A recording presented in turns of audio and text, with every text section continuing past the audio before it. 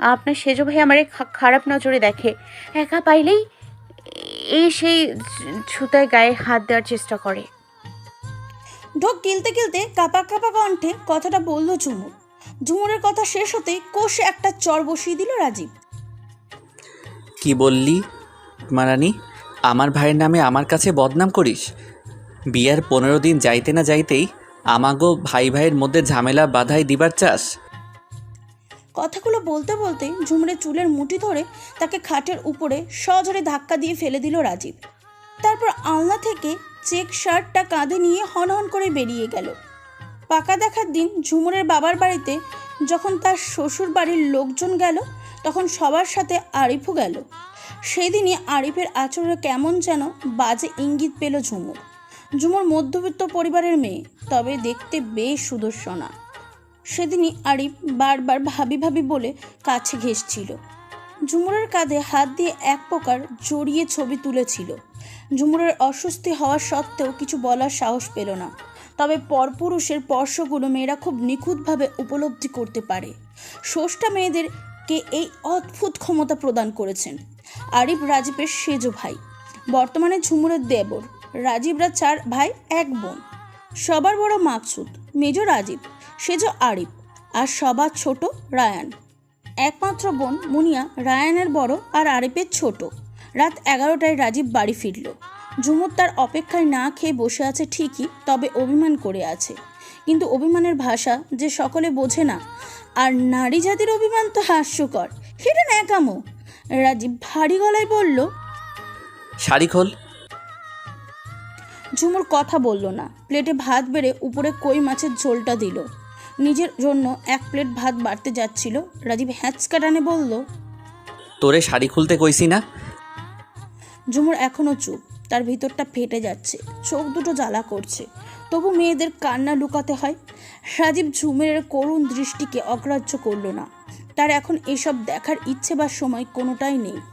ঝুমুরকে টেনে নিয়ে গিয়ে খাটে ফেলল। সাহিত্যকররা বলে মিলনের স্বর্গীয় সুখ অনুভূতি মেলে। যত সব মিথ্যুকের দল। ঝুমুরের কাছে মিলনের অনুভূতি নরকীয় মনে হয়। নিজেকে পতিতার মতন লাগে।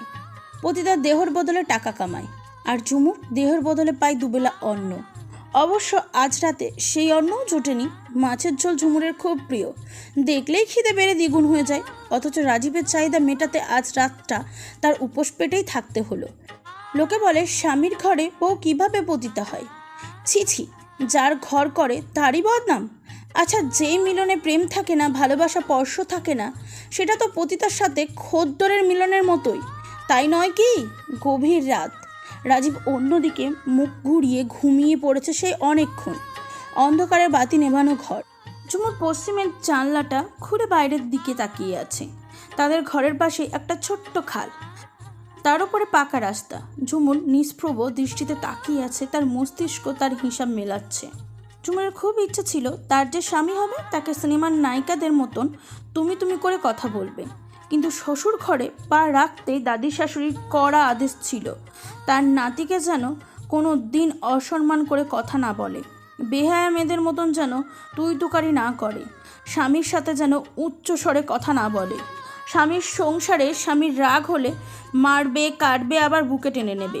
কিন্তু এইসব কথা যেন বাবার বাড়ির সীমানায় না পৌঁছায়। স্বামীর খাওয়ার আগে যেন বউ না খায়।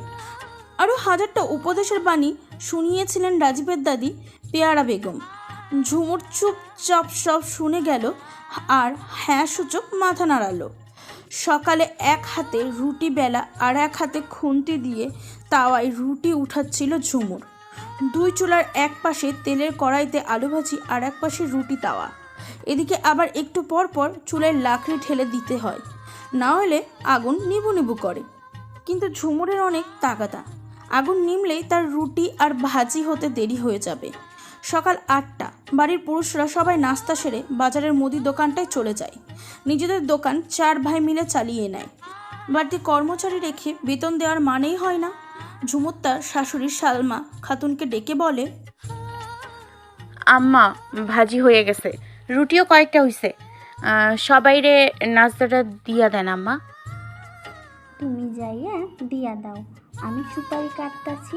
পান দিতে দেরি হইলে তোমার দাদি শাশুড়ির অকথ্যা কুকথ্যা শুনতে হইব। ঝুমুর কিছু না বলে তাওয়া রুটিটা নামিয়ে উঠে দাঁড়ায়। সবার জন্য প্লেটে প্লেটে রুটি আর বাটিতে আলু ভাজি নিয়ে যার যার ঘরে গেল। সবশেষে আরিফের ঘরের সামনে দাঁড়িয়ে ঝুমুরের অস্বস্তি হতে লাগলো। আরিফ তাকে সামনে পেলে গায়ে হাত দিতে চায়। ঝুমুর ভাবলো টেবিলের ওপর প্লেট বাটি রেখে সে বেরিয়ে আসবে। ভিতরে গিয়ে দেখে আরিফ ঘুমাচ্ছে। ঝুমুর ঘরে ঢুকে টেবিলের ওপর নাস্তা রেখে যেই না বেরিয়ে আসতে গেল, অমনি আরিফ উঠে পেছন থেকে এক হাতে ঝুমুরের কোমর জড়িয়ে অন্য হাতে ঠিক তার ব্লাউজের উপরে হাত দিল। ঝুমুর চিৎকার করতে গিয়েও পারল না। বদনামটা যে তারই হবে। ধস্তাধস্তি করেও ঝুমুর নিজেকে ছাড়াতে না পেরে এক পর্যায়ে আরিফের হাতে জোরসে একটা কামড় বসিয়ে দিল। আরিফ একটু কোকিয়ে উঠে ছেড়ে দিল। ঝুমুর দৌড়িয়ে চলে গেল রান্নাঘরে। চোখ দিয়ে ঝরঝর করে পানি গড়িয়ে পড়ছে। এতক্ষণ কি হলো তার সাথে? সে কি করবে, কাকে বলবে, কিছু বুঝতে পারছিল না। শাশুড়ি আমাকে একবার বলে দেখলে কেমন হয়? 11টার দিকে ঝুমুর দোটানার মন নিয়ে অপরাধী মুখ করে তার শাশুড়ি সালমা খাতুনের ঘরে গেল। বাড়ির পুরুষরা সবাই সকালেই দোকানে চলে গেছে। মুনিয়া ফোনে কথা বলছে তার হাজবেন্ডের সাথে, আর পেয়ারা বেগম উঠানে বসে পাশের বাড়ির এক বাচ্চাকে ঝাড়ফুঁক করছেন। বাচ্চাটার নাকি বাতাস লেগেছে। ঝুমুর শাশুড়ির ঘরে ঢুকতেই সালমা খাতুন বললেন, কি মেজবু, কিছু কইবা? যে মানে আম্মা। কি বাপের বাড়ি যাইবা? না আম্মা। তাইলে কি? ঝুমুর কাচুমাচু করে বলল, সেজো ভাইয়ারে নিষেধ কইরেন আমার লগে যান আর কথা না কয়। মানে? সেজো ভাই আমার লগে খারাপ আচরণ করে, গায়ে হাত দিবার চায়। কি কইলা তুমি? দেবর যদি তার ভাবির লগে মস্করা করতে না পারে তাইলে কার লগে করব? আমার পোলায় তোমারে ভাবি ভাবি কইরা জান দেয় আর তুমি তার বদনাম বাইর কইরো? এইসব মিথ্যা কথা কইয়া তুমি ভাই ভাইয়ের মধ্যে শত্রুতা বাঁধাইয়া দিবা চাও? না আম্মা, আমি মিশা কই নাই।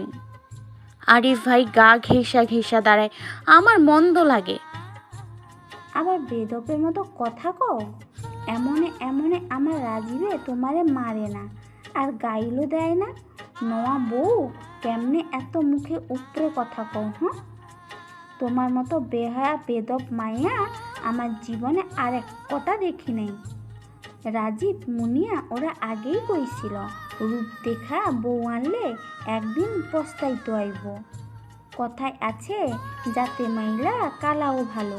আমিও মানা করছিলাম রংঢগের মাইয়ারে পোলার বউ করবো না। আমার বউটা যে কি দেখা পাগল হয়েছিল, এই মাইয়া ছাড়া কাউরে পোলায় বউ বানাইব না। আইস বাড়ি আই সুখ বইরা সব কমুতো শিক্ষিত মাইয়া ঘরে আনিছে। ঝুমুর কাঁদতে কাঁদতে বেরিয়ে গেল। সালমা খাতুনও এখনও বকবক করে যাচ্ছে। আজ সারাদিন এই বকবাকানি থামবে না। ওর বিয়ে হয়েছে আজ 22 দিন। এই কদিনে ঝুমুর বেশ চিনেছে এই পরিবারের সবাইকে।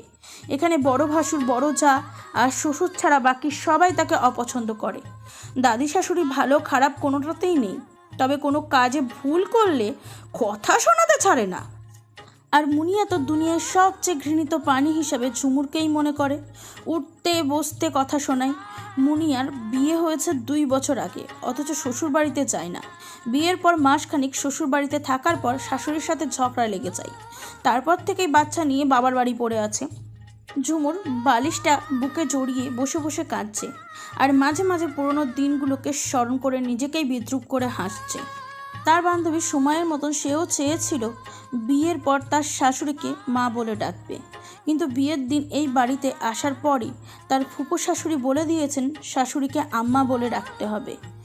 যেসব মেয়েরা শাশুড়িকে মা বলে ডাকে পরে তারাই শাশুড়িকে বুকে ছুরি মারে, আর বউদের মুখে ম্যামা শুনতে ঘেন্না লাগে। তাই ঝুমুরের ইচ্ছা থাকা সত্ত্বেও শাশুড়িকে আর মা বলে ডাকা হলো না। এখন খুবই ইচ্ছা করছে নিজের মায়ের সাথে 2 মিনিট কথা বলতে, কিন্তু তার কাছে যে মোবাইল নেই। বিয়ের পর রাজীব তাকে মোবাইল কিনে দেয়নি। হঠাৎই খাড়ো পায়ের শব্দ শুনে ঝুমুর তৎক্ষণাৎ শাড়ির আঁচলে চোখের জল মুছে নিল। তাকিয়ে দেখে বড় ভাবি মাইমুনা এসেছে। এই পরিবারে আসার পর থেকে এই একজন ব্যক্তি সবচেয়ে বেশি ঝুমুরের দুঃখটা উপলব্ধি করে। মাইমুনা বলল, কি রে ঝুমুর, কি হয়েছে তোর? মুখ ভার কইরা রাখছস কেন? না ভাবি, কিছু হয় নাই। মার কথা মনে পড়তেছে। আজ সকাল থেকে মার লগে একবারও কথা হয় নাই। ধর আমার মোবাইল থেকে খালাম্মারে ফোন কইরা কথা ক। 10 টাকার মতো ব্যালেন্স আছে, 6-7 মিনিট কথা কইতে পারবি। মিস কল দিলেই হইব। মাই তোমার নাম্বার সেনে ব্যাক করব। এত কথা কস কেন? ডাইরেক্ট কল দিয়ে কথা ক। ঝুমুর মায়ের সাথে কিছুক্ষণ কথা বলল, এখন একটু স্বস্তি লাগছে। কথা শেষে মাইমুনা বলল, জানোস আরিফ আমারে দেখতে পারে না কেন? কেন ভাবি? তোর আর আমার কপাল একই রকম রে। বিয়ার পর আরিফি আমার লগেও অসভ্যতামি করতে চাইতো। আম্মারে আমিও নালিশ দিয়েছিলাম। আম্মাই নিজের বেয়াদ্দপ পোলারে শাসন না কইরা আমারই গালাগালি করছিল। পরে আমি তোর ভাইরেও কইলাম, তোর ভাই সব শুই না আমারে আর কিছুই কইল না। তুই আব্বারে গিয়া সব কইছে। পরদিন আব্বাই আরিফরে খুব বকছিল, মায়েরও দিবার চাইছে। তাই আম্মার লইগা আর মারতে পারে নাই। এরপর আব্বাই আমারে চুপে চুপে কইল, বড় বৌমা, আমি তোমার কাছে মাপ চাই। আমি একটা বেয়াদব জন্ম দিয়া ভুল করে ফেলছি। তুমি আমার মাইয়ার মতো। আমি কোনোদিন মুনিয়া আর তোমারে আলাদা কইরা দেখি নাই। আল্লাহর দোহাই লাগে, তোমার বাপের বাড়ি কাউরে কইও না এগুলান। আরিফ যদি তোমার লগে এরকম আচরণ করতে চায় তাহলে পর ধরে তুমি ওরে জুতা দিয়া পিটাইবা, তারপর আমারে কইবা। আমি কুত্তার বাচ্চারে উচিত শিক্ষা দিয়ে সারুম। তারপর কি হইল ভাবি? এর জন্যই কি সেজু ভাই তোমারে দেখতে পারে না? ঘটনা এইখানে শেষ হয় নাই। তুই তো এই কয়দিনে বুঝছোস এরা অনেক সময় শহরে যায় দোকানের মাল কেনার লাইগা। একদিন তোর ভাইয়ে শহরে গেছিল, রাইতে বাড়িত আইতে পারি নাই। সেই রাইতে আমি পোলারে লইয়া একলা ঘুমাইছি। আমাগো তো রুমের আলাদা দরজা নাই, পর্দা টাঙাইয়া রাখি। আমার তো ছোট্ট বাচ্চা আছে, তাই রাইতে শোনের সময় লোহার টর্চ লাইটটা সিথানের পাশে রাখছিলাম। আন্দাজে রাত তখন 2:30-3টা বাজে। হঠাৎ আরিফ একটা বাতিওয়ালা গ্যাস লাইটের বাতি জ্বালাইয়া আমার ঘরে আইলো।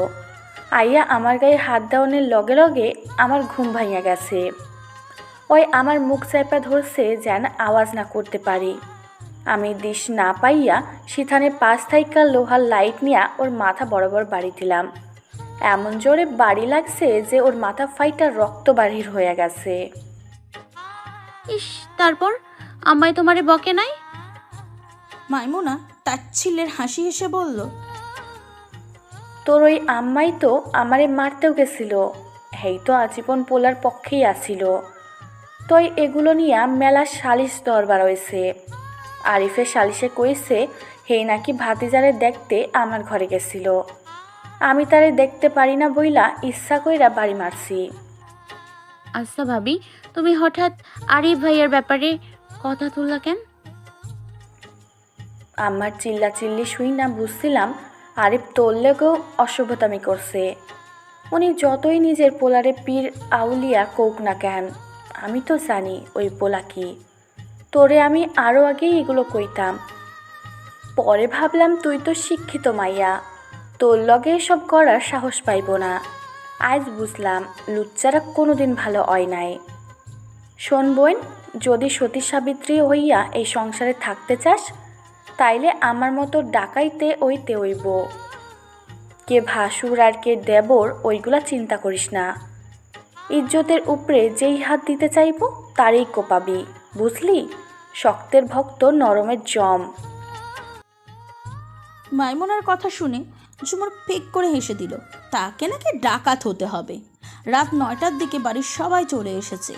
আজ আর রাজীবের জন্য আলাদা করে খাবার নিয়ে যেতে হয়নি ঘরে। মাইমুনা পাটি পেতে দিয়েছে আর সবাই বসে পড়েছে রাতের খাবারের জন্য। সালমা খাতুন প্লেটে প্লেটে ভাত তরকারি দিয়ে দিচ্ছে।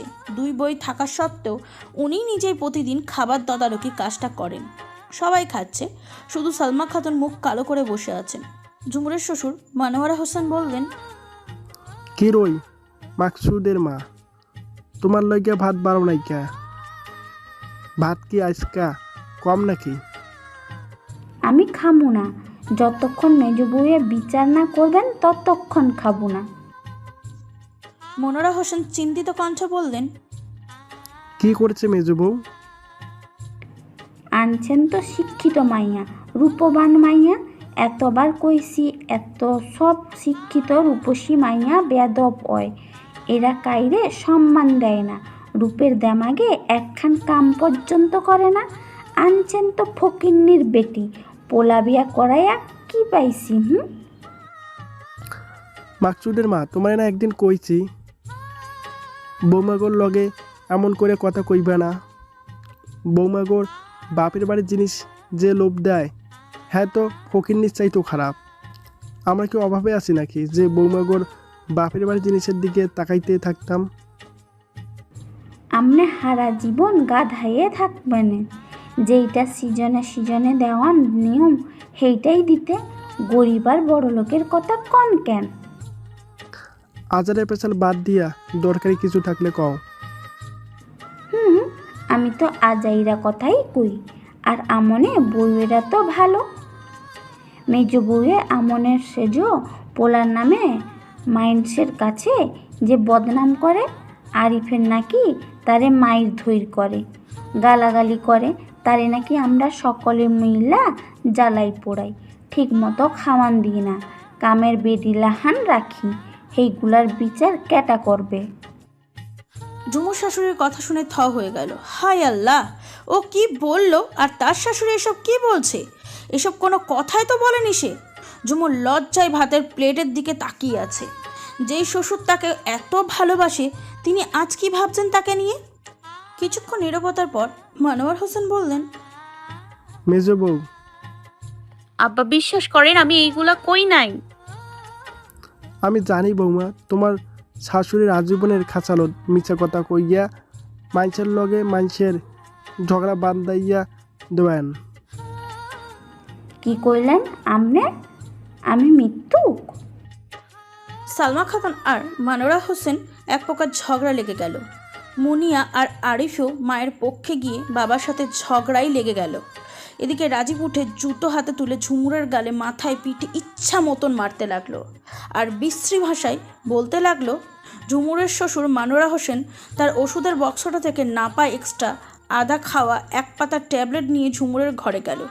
ওষুধ 6টাই খাওয়া শেষ, আর মাত্র 4টা আছে। ঝুমুরের ঘরের সামনে দাঁড়িয়ে ছোট্ট একটা গলা খাকড়ি দিলেন। ঝুমুর শ্বশুরের আওয়াজ শুনে তাড়াতাড়ি গায়ে মাথায় ঘোমটা টেনে উঠে দাঁড়ালো। মনোয়ার হোসেন ঘরে ঢুকে দেখে রাজীব নেই। সম্ভবত ঝুমুরকে মারধর করে এখন চায়ের দোকানে বসে গাঁজাখোরদের সাথে আড্ডা জমিয়েছে।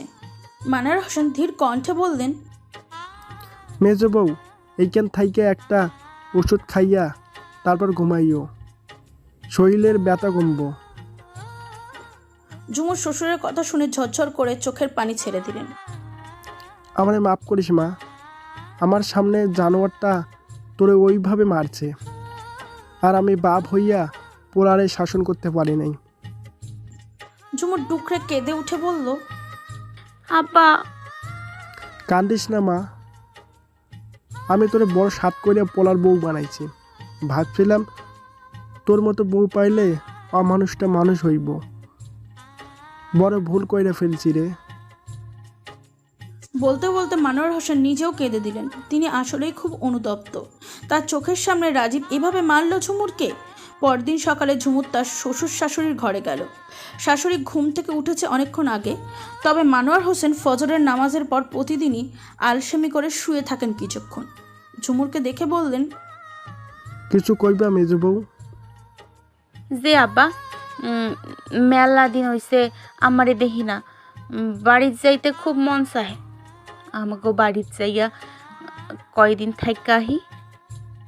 এখন যাইও না, কাল রাত্রেই তো আজবের লইগা গ্যাঞ্জাম রইছে। এখন গেলে মানুষে কইব শ্বশুর বাড়ি গ্যাঞ্জাম কইরা আইয়া বাপের বাড়িতে উঠছে, বদনাম করব মানছে। আরও কয়দিন যাওয়ার পরে তখন দুজনে বেড়াতে যাইও। রাতে ওষুধ খাইছো? যে খাইছি। এখন শরীরের কি অবস্থা? আগের চাইতে ব্যথা কমছে আব্বা। এখন কিছু খাওয়ানোর পর আর একটা ট্যাবলেট খাইয়ে নিও। আচ্ছা। রাজীব ছেলেটাকে ঠিক বুঝতে পারে না ঝুমুর। মাঝে মাঝে গভীর রাতে তার আচরণ দেখে মনে হয় রাজীব তাকে ভালোবাসে। আবার যখনই ঝুমুর কোনো ভুল করে ফেলে কিংবা রাজীবের মেজাজ খারাপ থাকে তখনই পশুর মতন আচরণ করে। তবে ঝুমুরের সবচেয়ে বেশি কষ্ট লাগে তখনই যখন রাজীব তার মা বাবা আর জাত তুলে কথা বলে। হয়তো পৃথিবীর কোনো সন্তানই মা বাবার অপমান সহ্য করতে পারে না, তাই তবুও ঝুমুর মানিয়ে নেওয়ার চেষ্টা করছে। মেয়েদের বিয়ে তো একবারই হয়। ঝুমুর জানে রাজীব অশিক্ষিত, তার শিক্ষাগত যোগ্যতা শুধু প্রাইমারি পর্যন্ত। 5-এ থাকাকালীনই সে আর স্কুলে যায়নি, তবে মুদি দোকানে থাকতে থাকতে হিসাবে পাকা। এসব কথা ঝুমুরের বিয়ের পরেই জানতে পারে। এদিকে ঝুমুর এইচএসসি পাশ করা মেয়ে। যখন ঘটকের মাধ্যমে মানোয়ার হোসেন ঝুমুরকে দেখতে গিয়েছিল তখন তিনি বলেছিলেন রাজীব মেট্রিকে এক বিষয়ে ফেল করেছে, এরপর আর পড়ালেখা করেনি। কিন্তু তবুও ঝুমুরের বাবা আকবর আলী এই সম্বন্ধে রাজি হননি। তার একটা মাত্র মেয়ে, তাও রূপে গুণে শিক্ষায় কোনো দিক দিয়েই কমতি নেই। তিনি কি করে একটা ম্যাট্রিক ফেল করা ছেলের কাছে মেয়েকে বিয়ে দেবেন? কিন্তু মানোয়ার হোসেন নাছোড়বান্দা, এই মেয়ে ছাড়া আর কাউকে পুত্রবধূ বানাবে না। বারবার ফোন করতে লাগলেন আকবর আলীকে। পরে আত্মীয় স্বজন প্রতিবেশী আকবর আলীকে বোঝাতে লাগলো, আরে পোলায় মেট্রিক ফেল করেছে তো কি হয়েছে? তাগো কি জায়গা সম্পদ টাকা পয়সার অভাব নাকি? শিক্ষিত হইয়া যদি পোলা বেকার হয় তাইলে ওই পোলার কোনো মূল্য নাই। পোলাগো নিজের দোকান, সরকারি বেতনের মতো টাকা কামায়, এমন পোলা হাতছাড়া করণ ঠিক হইব না। সবাই মিলে যখন আকবর আলীকে বোঝাতে লাগলো তখন তিনি ঝুমুরের মা শহীদা বেগমের সাথে পরামর্শ করলেন। শহীদা বললেন, আল্লাহর নাম নিয়া বিয়াই নাইমায় পড়েন। কত জায়গায় কত মাইয়া আবেয়াইতে পইরা রইছে, কেউ বিয়ার নামও লয় না। মাইয়াগো একবার বয়স বাইরে গেলে তখন আর কোনো সম্বন্ধ আহে না। তাছাড়া পোলাগো অর্থ সম্পদ আছে, রাজি হইয়া যান। শহীদা বেগমের কথা শুনে আকবর আলী আর না করলেন না।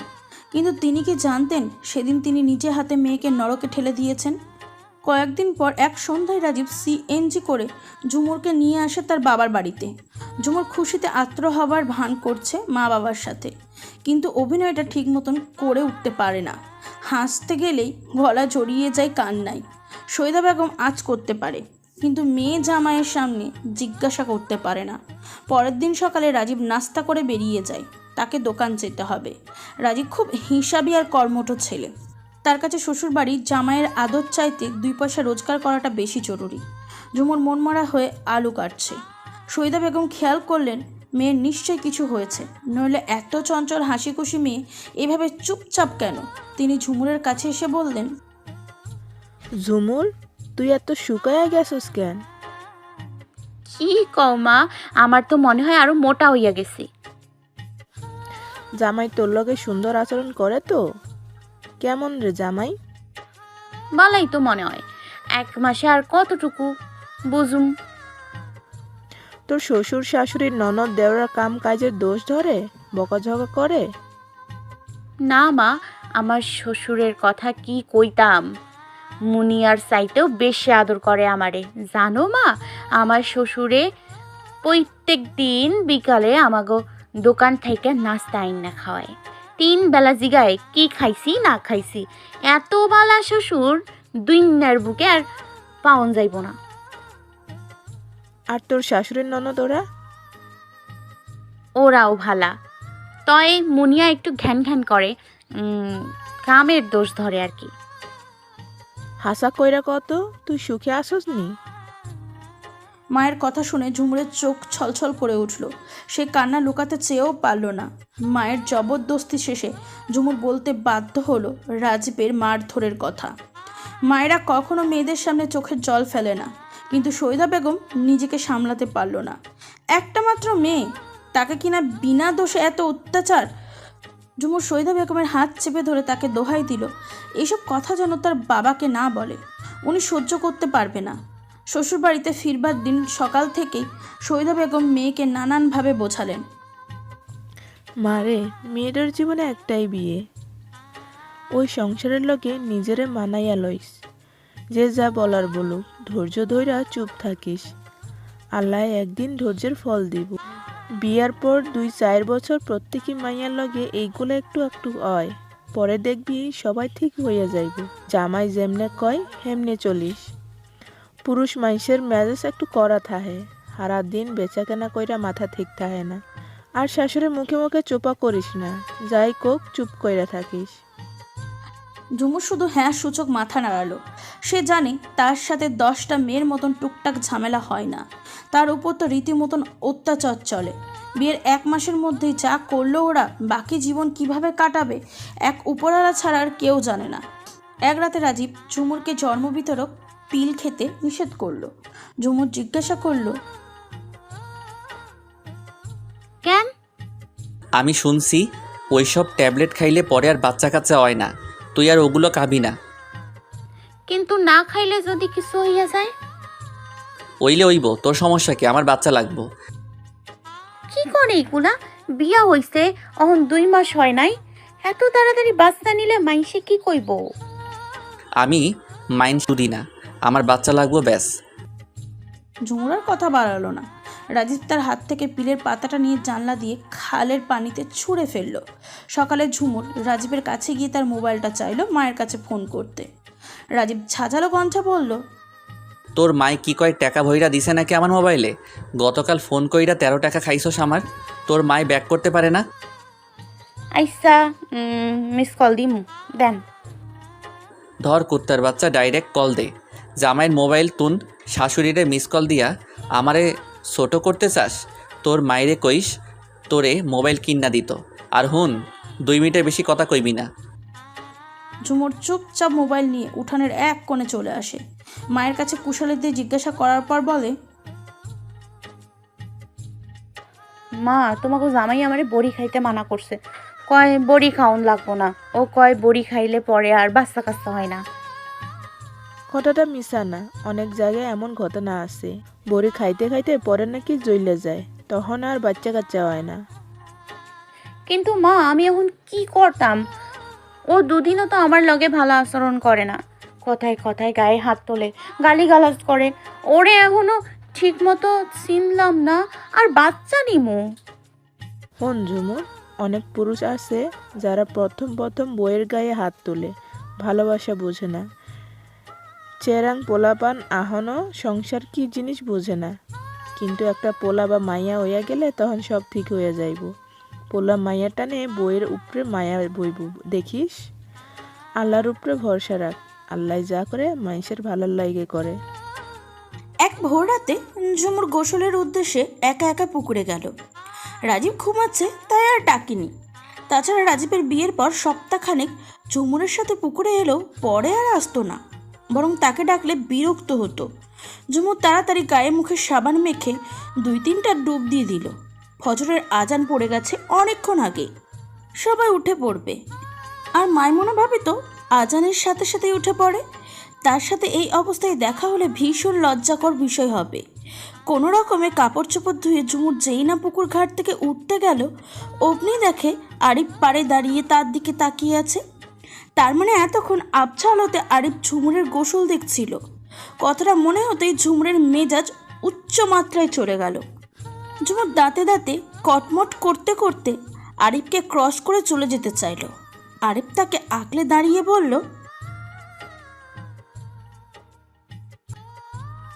কথাটা শেষ করার আগেই তীব্র চোখ রাঙিয়ে রায়ের দিকে তাকাতেই রায় চুপসে গেল। ভালো মেয়ের মতো তীব্রর হাতে খেতে লাগলো। রায় তীব্রর হাতে খাবার খেয়ে মেডিসিন নিয়ে তীব্রর কথা মতো শুয়ে পড়ল। তীব্র রুমের লাইট অফ করে দিয়ে রায়ের মাথার সামনে বসে মাথায় হাত বুলিয়ে দিয়ে বলল, ঘুমাও, আমি মাথায় হাত বুলিয়ে দিচ্ছি। তীব্র কথা মতো রায় চোখ বন্ধ করতেই চোখ দিয়ে 1 ফোঁটা জল গড়িয়ে পড়ল। তীব্র দেখার রায় চোখের জল মুছে নিল। তীব্র সকল ব্যবহারেই রায় তীব্রর প্রতি মুগ্ধ। রায়ের প্রতি তীব্র অধিকার খাটানো, ছোট ছোট কেয়ার, খুনসুটি সব কিছুতেই রায়ের মাঝে আলাদা ভালো লাগা কাজ করে। রাই আস্তে আস্তে তীব্র নামক মানুষটির প্রতি দুর্বল হয়ে পড়েছে যে সেটা সেও বুঝেও মুখে স্বীকার করতে নারাজ। হাসপাতালের সাদা ধবধবে বেডের উপর শুয়ে রয়েছে ফাহাদ। শরীরের বিভিন্ন জায়গায় রয়েছে জখমের চিহ্ন, মাথায় মোটা করে ম্যান্ডেজ করা। পিটপিট করে চোখ খুলতেই ফাহাদ নিজেকে বেডে আবিষ্কার করলো। আশেপাশে চোখ বুলিয়ে নিজের অবস্থান বোঝার চেষ্টা করতে লাগলো। হাত নাড়াতেই হাতে টান লাগলো। হাতের দিকে তাকাতেই দেখতে পেল হাতে ক্যানোলা লাগানো। ফাহাদের মাথাটা কেমন ভার ভার লাগছে। এখানে কিভাবে এলো কিছুই তার মাথায় ঢুকছে না। সে তো রাতের বেলা ড্রিঙ্কস করে এটা বের হয়েছিল, তারপরের কিছুই তার মনে নেই। উঠে গেছো? একটা মিষ্টি কণ্ঠের গলার আওয়াজ কানে আসতেই ফাহাদ ঘাড় ঘুরিয়ে তাকাতেই দেখতে পেল সেদিনের সেই মেয়েটা মলিন একটা হাসি দিয়ে তার দিকে এগিয়ে আসছে। মেয়েটি তার সামনে এসে মাথায় হাত বুলিয়ে মিষ্টি কণ্ঠে বলল, এখন কেমন লাগছে? মেয়েটির কথার উত্তর না দিয়ে ফাহাদ রক্তচক্ষু করে মেয়েটির দিকে তাকিয়ে বলল, আমি এখানে কেন? মাঝরাতে টাল হয়ে রাস্তায় রাস্তায় ঘুরে বেড়ালে এখানে থাকবে না তো কোথায় থাকবে শুনি? তোমার ভাগ্য ভালো এই যাত্রায় আমার জন্য বেঁচে গেছো, আমি না থাকলে এতক্ষণে। কথাগুলো বলতে বলতে মেয়েটি ফুপিয়ে কেঁদে উঠল। ফাহাদ ধমক দিয়ে বলল, এই মেয়ে, একদম এসব ন্যাকামি আমার সামনে করতে আসবে না। মেয়েটি ফাহাদের দিকে ছলো ছলো চোখে তাকিয়ে বলল, আমার এই কান্না তোমার কাছে ন্যাকামি মনে হচ্ছে? ফাহাদ বিরক্ত হয়ে কিছু বলার আগেই একজন নার্স দরজা ঠেলে ভেতরে প্রবেশ করে বলল। ফাহাদ নার্সটির দিকে তীক্ষ্ণ চোখে তাকিয়ে বলল, গুণাকাণ্ডটা একটু বেশি হয়ে যাচ্ছে না? ফাহাদের কথা শুনে নার্সটি ভ্যাবা চাকা খেয়ে গেল। মেয়েটি নাক টেনে বলল, কি যে বলেন না সিস্টার, যার কাছে আমার ভালোবাসারই কোনো দাম নেই সে আবার আমার কেয়ারের কি দাম দিবে? মেয়েটি চোখ মুছে ক্রন্দনরত গলায় বলল, ভালো থেকো জান, নিজের খেয়াল রেখো। একটা জরুরি কাজ আছে তাই যাচ্ছি, একটু পরে চলে আসবো। নার্সের দিকে ঘুরে নরম সুরে বলল, একে দেখে রাখবেন, এর সেবায় যেন বিন্দুমাত্র ভুল ত্রুটি না হয়, তাহলে কিন্তু বুঝতেই তো পাচ্ছেন, মনে থাকবে। মেয়েটা কথাটা নরম গলায় বললেও মেয়েটির কথা শুনে নার্সের শরীর কাঁপুনি দিয়ে উঠল। মুখে কিছু বলতে না পেরে মাথা নাড়িয়ে হ্যাঁ বলল। মেয়েটি নার্সের দিকে তাকিয়ে বাঁকা হেসে সেখান থেকে চলে গেল। অজ্ঞান অবস্থায় চেয়ারের সাথে বাঁধা অবস্থায় রয়েছে একজন লোক। লোকটা হলো সেই ড্রাইভার যে ফাহাদকে মাঝ রাস্তায় অ্যাক্সিডেন্ট করেছিল। তার মুখোমুখি পায়ের উপর পা তুলে বসে হাতের থাকা ছুরিটা ঘুরিয়ে চলেছে একজন মেয়ে। পাশের একজন লোক কার ড্রাইভারের উপর পানি ছুঁড়ে মারল। পানির ঝাপটা লাগাতেই লোকটার জ্ঞান ফিরে এলো। চোখ মেলতেই সামনে মেয়েটাকে বসে থাকতে দেখে উত্তেজিত কণ্ঠে বলল, ম্যাম আপনি এসেছেন? দেখুন না ম্যাম, আমি আমার পেমেন্ট নিতে এসেছি, আপনার লোকেরা আমায় বেঁধে রেখেছে। মেয়েটি হাতের ছুরি ঘুরাতে ঘুরাতে শীতল কণ্ঠে বলল, কিসের পেমেন্ট? মেয়েটির কথা শুনে লোকটি ভ্যাবা চাকা খেয়ে গেল। অবাক কণ্ঠে বলল, কিসের পেমেন্ট মানে? আপনি ভুলে গেছেন ম্যাম, আপনার কথা মতো তো ওই স্যারকে অ্যাক্সিডেন্ট করালাম, যার জন্য আপনি আমায় মোটা অঙ্কের টাকা দেবেন বলেছিলেন। কিভাবে অ্যাক্সিডেন্ট করাতে বলেছিলাম? মেয়েটির এমন ব্যবহারের লোকটি তরতর করে ঘামতে লাগলো। ঘাবড়ে যাওয়া গলায় বলল, বলেছিল এমন পিছন থেকে হালকার ওপর ধাক্কা দিতে, বেশি আঘাত যাতে না পায়। মেয়েটি লোকটার দিকে রক্তচক্ষু করে তাকিয়ে বলল, তাহলে ও তো বেশি আঘাত পেল কেন? হাত পায়ে এত জখম হলো কেন? ম্যাম আমি তো আস্তের উপরে ধাক্কা দিয়েছিলাম স্যারকে, স্যার মাতাল ছিল, তার উপরে মাথায় চোট লাগাতে সাথে সাথেই অজ্ঞান হয়ে গিয়েছিল। যেখানে পড়েছে সেখানে গাড়ির কাঁচ ভাঙা থাকায় সেগুলো শরীরে ফুটে গেছে। আমি তো অত কিছু খেয়াল করে তখন ধাক্কা দিইনি। খেয়াল করার দরকার ছিল। লোকটা শুকনো ঢোক গিলে বলল, ভুল হয়ে গেছে ম্যাম। মেয়েটি হাতের ছুরিটি লোকটার দিকে ছুঁড়ে মারল, যা লোকটার উপর দিয়ে গিয়ে দেয়ালের সাথে বাড়ি লেগে নিচে পড়ে গেল। মেয়েটি চেঁচিয়ে বলল, ভুল মাই ফুট, তোমার এই একটা ভুলের কারণে জানো আমার জান কত কষ্ট পাচ্ছে? আর এই জখম ভরা শরীর দেখে আমার কতটা কষ্ট হচ্ছে। আর এই ক্ষতর কারণে ও যতটা কষ্ট পাচ্ছে, তোমাকে ততটা কষ্ট না দেওয়া পর্যন্ত আমি শান্ত পাবো না। গার্ডস, তোমাদের স্যারের শরীরে যতগুলো ক্ষত হয়েছে, এর শরীরে আমি ঠিক ততগুলো ক্ষত দেখতে চাই। কথাগুলো বলেই মেয়েটা গটগট করে চলে গেল। মেয়েটি যাওয়ার দিকে তাকিয়ে লোকটা আনমনে বলে উঠল, এ কোন পাগলের খপ্পরে পড়লাম, নিজেই অ্যাক্সিডেন্ট করিয়ে নিজেই এখন দরদ দেখাচ্ছে। ফাহাদের সামনে বসে অনবরত কান্না করে চলেছে দীপা বেগম। ফাহাদ কিছুক্ষণ চুপচাপ তার কান্না সহ্য করলেও যখন তার ধৈর্যের বাঁধ ভেঙে গেল তখন বিরক্ত মাখা কণ্ঠে বলল, কি হচ্ছে নাকি ফুপি? এভাবে মরা কান্না জুড়ে দিয়েছো কেন? আমি কি মরে গেছি নাকি? দীপা বেগম নাক টেনে কান্না মাখা গলায় বলল, আমাকে তুই এভাবে পর করে দিলি বাবা। আজ 2 দিন ধরে তুই হাসপাতালে পড়ে রয়েছিস, একবারও আমায় জানানোর প্রয়োজন মনে করলি না? তুই জানিস আমি কত টেনশনে ছিলাম। 2 দিন ধরে তোর কোনো খোঁজ খবর না পেয়ে পাগলের মতো হয়ে গিয়েছিলাম। ফাহাদ কিছু বলার আগেই অন্য একজন ফোন কেটে বলল, তোমার আর টেনশন করতে হবে না ফুপি, তোমার ছেলের টেনশন করার জন্য আমি আছি। এখন থেকে তোমার ছেলের সব দায়িত্ব আমার। পেছন থেকে মেয়েলি গলার কথা শুনে দীপা বেগম ঘাড় ঘুরিয়ে তাকাতেই দেখে একটা মেয়ে লাজুক একটা হাসি দিয়ে দরজার সামনে দাঁড়িয়ে রয়েছে। দীপা বেগম অবাক হয়ে একবার মেয়েটার দিকে তো একবার ফাহাদের দিকে তাকাচ্ছে। মেয়েটি গুটিসুটি পায়ে দীপা বেগমের সামনে এসে মিষ্টি হেসে দীপা বেগমকে সালাম দিয়ে বলল, কেমন আছো ফুপি? শরীর মন ঠিক আছে তো? দীপা বেগম মেয়েটির প্রশ্নের উত্তর না দিয়ে উল্টো নিজে প্রশ্ন করল, তুমি কে মা? তোমায় তো চিনলাম না। মেয়েটি পুনরায় একটা মিষ্টি হাসি দিয়ে বলল, ফুপি আমার নাম স্নিগ্ধা মাহি। কেউ মাহি বলে ডাকে তো কেউ স্নিগ্ধা বলে ডাকে, আপনি চাইলে যে কোনো একটা ডাকতে পারেন। তা না হয় ডাকলাম, কিন্তু তোমার পরিচয়? কথাটা বলতে বলতে দীপা বেগম আর চোখে ফাহাদের দিকে তাকালো। মাহি মাথা নিচু করে লাজুক কণ্ঠে বলল, পরিচয় তো পরেও জানা যাবে ফুপি, আপাতত এতটুকু জেনে নিন আমি আপনার ছেলের হবু বউ। মাহির কথা শেষ না হতেই ফাহাদ ধমকে বলে উঠল, এই মেয়ে, কখন থেকে কিসব উল্টোপাল্টা কথা বলে চলেছো তুমি? এখন এখান থেকে বের হয়ে যাও। ফুপি, তুমি মেয়েকে ঘাট ধাক্কা দিয়ে এখান থেকে বের করো। ফাহাদের ধমক খেয়ে মেয়েটা ন্যাকা কান্না করে বলল, দেখো ফুপু দেখো, তোমার ছেলে কিভাবে আমায় ধমকাচ্ছে। হুবু বউকে কে ওইভাবে ধমকাই বলো? একে তুমি আচ্ছা করে বকে দাও তো, সাথে 2টো কানমলাও দিও। মাহির কথা শুনে দীপা বেগম শুকনো ঢোক গিলে বলল, আমি? ফাহাদ পুনরায় ধমক দিয়ে বলে উঠল, এই মেয়ে, তুমি যাবে? মাহি ভেঙচি কেটে বলল, যাচ্ছি যাচ্ছি, এত চাচাতে হবে না, থাকতে আসেনি। মাহি কথাগুলো বলে দীপা বেগমকে জড়িয়ে ধরে ফিসফিস করে বলল, ফাহাদ যদি জানতে পারে তার ফুপি তার রায় পাখিকে পালাতে সাহায্য করেছে, তখন কি হবে মিসেস ইসলাম? অন্যের নামে চাপিয়ে দেওয়াতেই যে দশা করেছিল, নিজের নাম জানতে পারলে বাঁচতে পারবেন তো? মাহির কথা শুনে দীপা বেগমের হাত পা ঠান্ডা হয়ে গেল। মাহির দিকে বিস্ময় নয়নে তাকিয়ে রইল। মাহি দীপা বেগমকে ছেড়ে দিয়ে মিষ্টি একটা হাসি দিয়ে বলল, আবার দেখা হবে, আল্লাহ হাফেজ।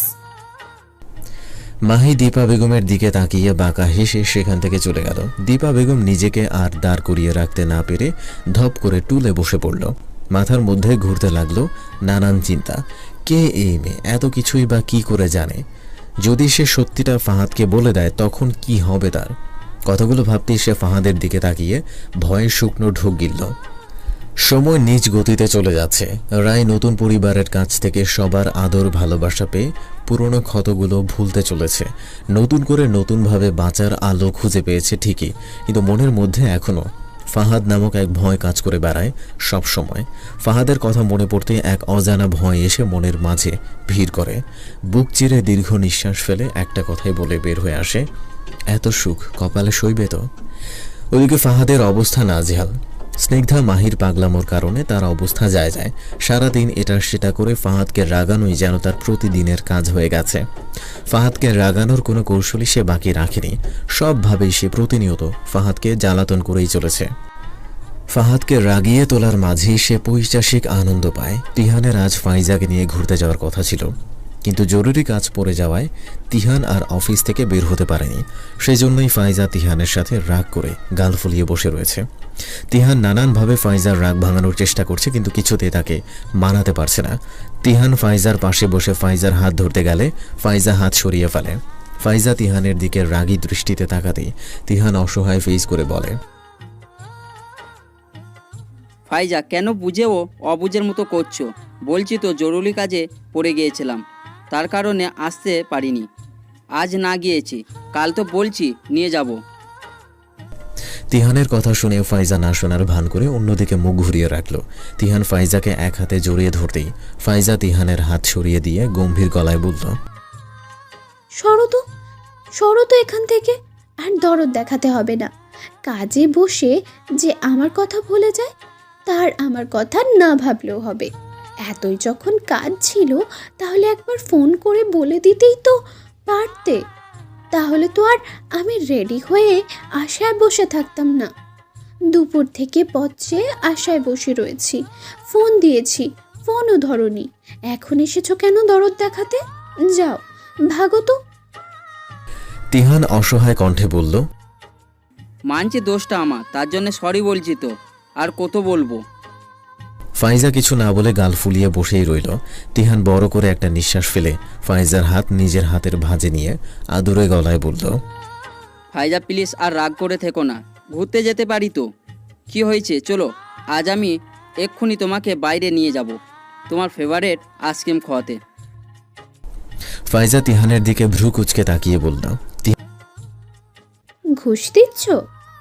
তিহান মিষ্টি হেসে ফাইজার নাক টেনে দিয়ে বলল, না, আমার ফাইজা রানীর রাগ ভাঙানোর চেষ্টা করছি। নিস্তব্ধ রজনীতে রাস্তার পাশ দিয়ে হেঁটে চলেছে তিহান, ফাইজা, রাই, তীব্র। ফাইজা আর রাই আইসক্রিম হাতে নিয়ে আপন মনে হেঁটে চলেছে আর বকবক করছে। তারা এমনভাবে কথা বলছে মনে হচ্ছে তারা দুজন ছাড়া আশেপাশে আর কেউ নেই। তিহান, তীব্র তাদের মাঝে না ঢুকে চুপচাপ তাদের পিছু পিছু হাঁটছে। তিহান হতাশ হয়ে বলল, দেখছো ভাইয়া, আমাদের মিসেসদের কি কাণ্ড, কি সুন্দর রোমান্টিক পরিবেশ, উপরের চানকে নিয়ে আলো। আহ, কোথায় আমাদের হাতে হাত রেখে হাঁটবে তা না করে নিজেরাই নিজেদের মধ্যে বকবক করে হাঁ হাঁ করে হাঁটতে চলেছে। ধুর, ভাল লাগে না। তীব্র রায়ের হাস্যোজ্জ্বল চেহারার দিকে তাকিয়ে মুচকি হেসে বলল, আমার তো একটু খারাপ লাগছে না। ওর মুখের ওই হাসিটুকু দেখার জন্য যদি আরো কিছু করতে হয় তাহলে তাই করব। অনেকক্ষণ হাঁটাহাঁটি করার পর ফাইজা পা ধরে বলল, আর পারবো না হাঁটতে। রাই ফোঁসফোঁস করে নিঃশ্বাস ফেলে বলল, আমারও। কথাটা বলতে না বলতে তীব্র রাইকে কোলে তুলে নিয়ে হাঁটতে লাগলো। তীব্রর কাজে রাই হকচকিয়ে গেল। নিজের অবস্থান বুঝতে পেরে নিচে নামার জন্য ছটফট করতে করতে চেঁচিয়ে বলল, কি হচ্ছে কি? কোলে তুলেছেন কেন? নামায়। তুমি না বললে হাঁটতে পারবে না, তাই তো কোলে নিলাম। মাঝরাতে তার বউকে রাস্তায় ফেলে যেতে পারি না। রাই অবাক হয়ে বলল, আমি কখন বললাম হাঁটতে পারবো না? মাত্রই তো ফাইজার সাথে বললে। আমি কি বলেছি আর আপনি কি বুঝেছেন? আমি বলেছি। তীব্র রায়কে পুরো কথা শেষ করতে না দিয়ে বিরক্তিকর কণ্ঠে বলল, ও এত কথা বলো না তো, চুপচাপ গলা জড়িয়ে ধরো আর আমায় আমার কাজ করতে দাও। রাই নামার জন্য ছটফট করে বলল, আপনি আমায় নামান প্লিজ। তীব্র চোখ রাঙিয়ে বলল, তুমি গলা জড়িয়ে ধরবে না ফেলে দেবো কোনটা? রাই তীব্রর কথা মতো কাজ না করে নামার জন্য ছটফট করতেই তীব্র হাতের বাঁধন একটু নরম করতে রাই ভয় পেয়ে তীব্রর গলা জড়িয়ে ধরে। তীব্র মুচকি হেসে সামনে হাঁটতে থাকে। আমার বুক খালি করে অন্যের বুক চিপকে রয়েছ, কাজটা কি ভালো করলে রায় পাখি? কথাটা কানে যেতেই রাইয়ের শরীর কেঁপে ওঠে। চোখ খিচে বন্ধ করে তীব্রর শার্টের কলার শক্ত করে আঁকড়ে ধরে। হ্যালো নন্দিনী, প্লিজ দরজাটা খোলো, আমার খুব কষ্ট হচ্ছে। প্লিজ আমাকে এভাবে কষ্ট দিও না। ভাইয়া আপনি যান প্লিজ। পাশের ঘরেই আমার শাশুড়ি, দেবর, ননদ সবাই আছে। কেউ যদি আপনার কণ্ঠ শোনে কি হবে আপনি ভাবতে পারছেন?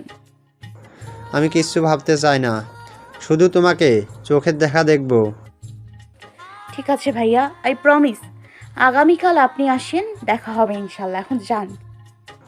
এভাবে কষ্ট দিতে পারলে আমাকে? আরে আমি তো ভাবতাম আমার নন্দিনীও আমাকে বন্ধু ভাবে। সব মিথ্যা, সব ভুল। আমি শুধু একতরফা তোমাকে বন্ধু ভাবি। আজ যদি তুমি আমাকে বন্ধুই ভাবতে এতটা কষ্ট দিতে না। শুধু কষ্টই দাওনি, অপমানিতও করেছো। মেম্বার সাহেব ঝুমুরকে ইমোশনাল ব্ল্যাকমেল করতে লাগলো। ঝুমুর একরকম গলে যাচ্ছিল ওনার কথায়। ভাবলো, ধুর, শুধু তো একবার দেখতে চাইছে আমাকে, দরজাটা খুলেই আবার সাথে সাথে লাগিয়ে দিব। এই ভাবনা মনে আসতেই সে এগিয়ে গেল ছিটকানির দিকে। হঠাৎই মনে হলো ইম্পসিবল, শয়তান সব সময় মানুষের সাথেই বসতি করে, আর এত রাতে দুজন পুরুষ মহিলা একসাথে দাঁড়াবে। শয়তান তো অবশ্যই তাদের মধ্যে অবৈধ সম্পর্ক স্থাপনের চেষ্টা করবে। তাছাড়া মেম্বার সাহেব আমাকে পছন্দ করে, এটা আমি বুঝি। শুধু পছন্দ নয়, একটু অন্যরকম পছন্দ। এইসব মনে হতেই ঝুমুর পিছনে সরে এলো। দরজাটা আর খুলল না। অনেক সময় ধরে কাকতি মিনতি, ব্রেন ওয়াশ, ইমোশনাল ব্ল্যাকমেলের পরও যখন ঝুমুর দরজা খুলল না, তখন মেম্বার সাহেব ঝুমুরের দরজায় বসে নিজেরই গালে নিজের চর বসালেন। ঝুমুর শুনতে পেল সেই চরের আওয়াজ। তার মনটা কেঁদে উঠল, কিন্তু তার কিছুই করার নেই। সকালে ঘুম ভাঙতেই ঝুমুরের মনে পড়ে আগের রাতে মেম্বারের আচরণের কথা। সকাল 6:30 বাজে, এখন নিশ্চয়ই উনি নেই। ঝুমুর চুপচাপ দরজা খুলে বেরিয়ে দেখে তার ঘরের সামনে অনেকগুলো ব্যবহৃত সিগারেটের খোসা। তাড়াতাড়ি ওগুলোতে হাতে তুলে খালের পানিতে ছুঁড়ে মারে। যদি কেউ তার ঘরের সামনে এতগুলো সিগারেটের খোসা দেখত, তবে নিশ্চিত তাকে সন্দেহ করত।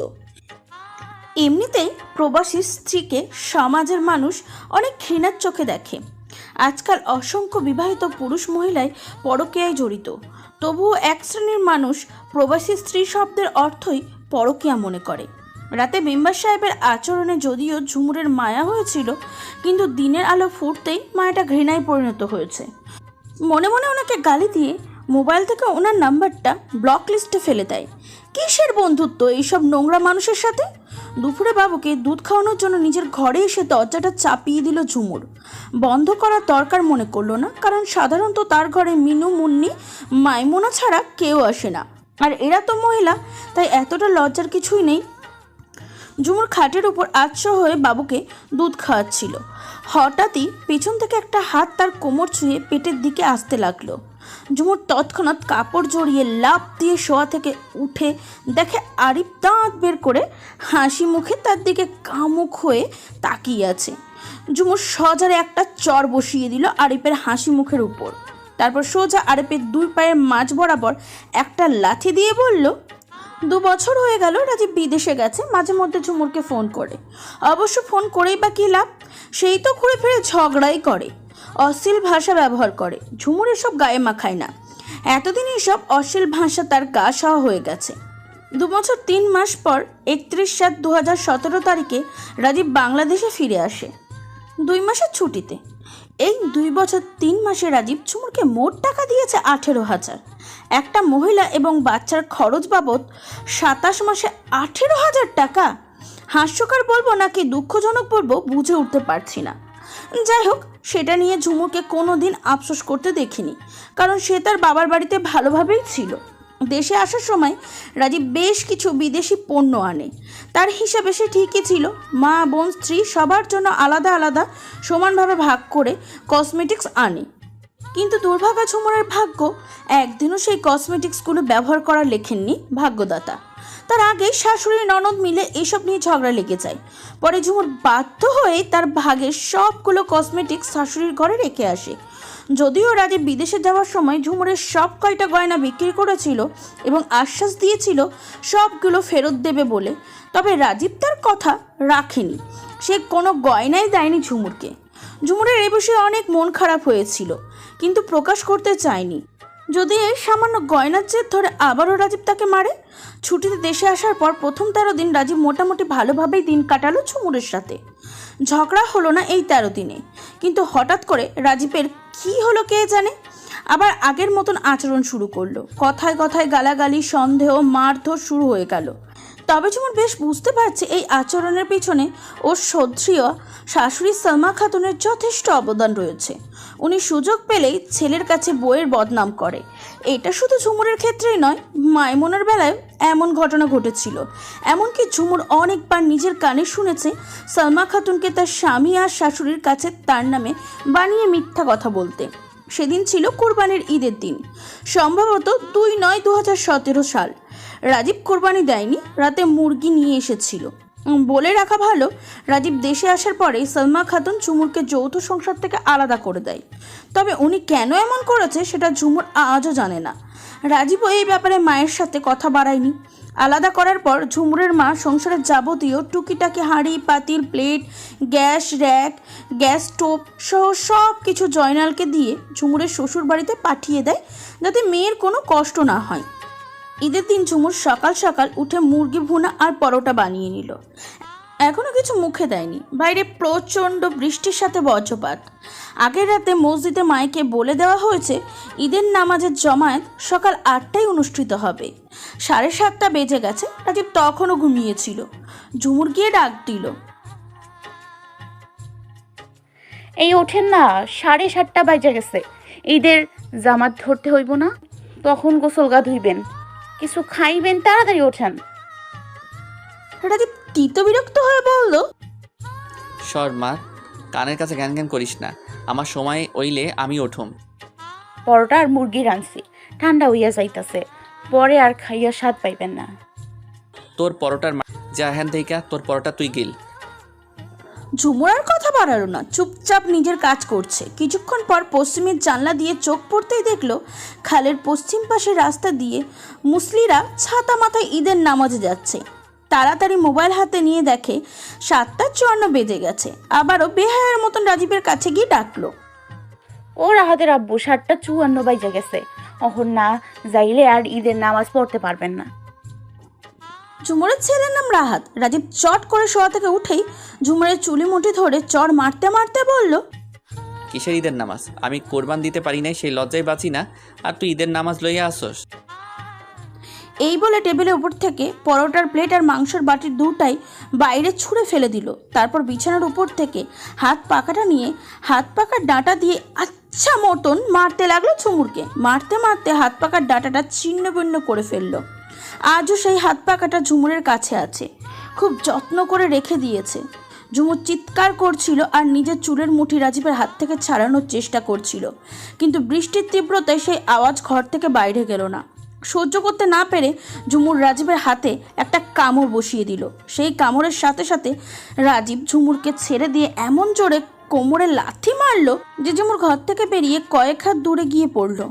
বাইরে মুষলধারায় বৃষ্টি তখনও। সেই জলে ঝুমুরের চোখের জলটাও বিলীন হয়ে গেল। অসহায়ের মতন রাজীবের দিকে তাকিয়ে ঝুমুর ভাবল, এমন মুষলধারার বৃষ্টিতে আমার খুব বৃষ্টি বিলাসের শখ ছিল, তবে সেটা ছিল প্রিয়জনের হাত ধরে বৃষ্টি বিলাসের শখ। দুপুরে সালমা খাতুন রাজীবকে তাদের ঘরে ডাকলেন মাংস রুটি খেতে। ঝুমুর নিজের ঘরে বসে আছে। সকালে ঘটনার পর রাজীব আজ আর তার সাথে কোনো কথা বলেনি। ঝুমুরও চুপচাপ। ওই ঘরের সমস্ত কথা এই ঘর থেকে শোনা যায়। ঝুমুরে মনে মনে ভাবছে আজ সকাল থেকে সে কিছুই খায়নি। রাজীব এটা জানে। সে নিশ্চয়ই খেতে বসে ঝুমুরকে ডাকবে। রাহাত ঘুমিয়ে আছে। মুরগির মাংস দিয়ে দুটো ভাত খেয়ে বাচ্চাটা ঘুমিয়েছে। শাশুড়ির ঘর থেকে কোরবানির এক টুকরো মাংসও ঝুমুরের ঘরে আসেনি। 2017 সালের কোরবানির ঈদটা ঝুমুরের 22 বছরের জীবনে সবচেয়ে নির্মমভাবে কেটেছে। সেই ঈদের দিন এক টুকরো মাংসও ঝুমুরের রিজিকে জোটেনি।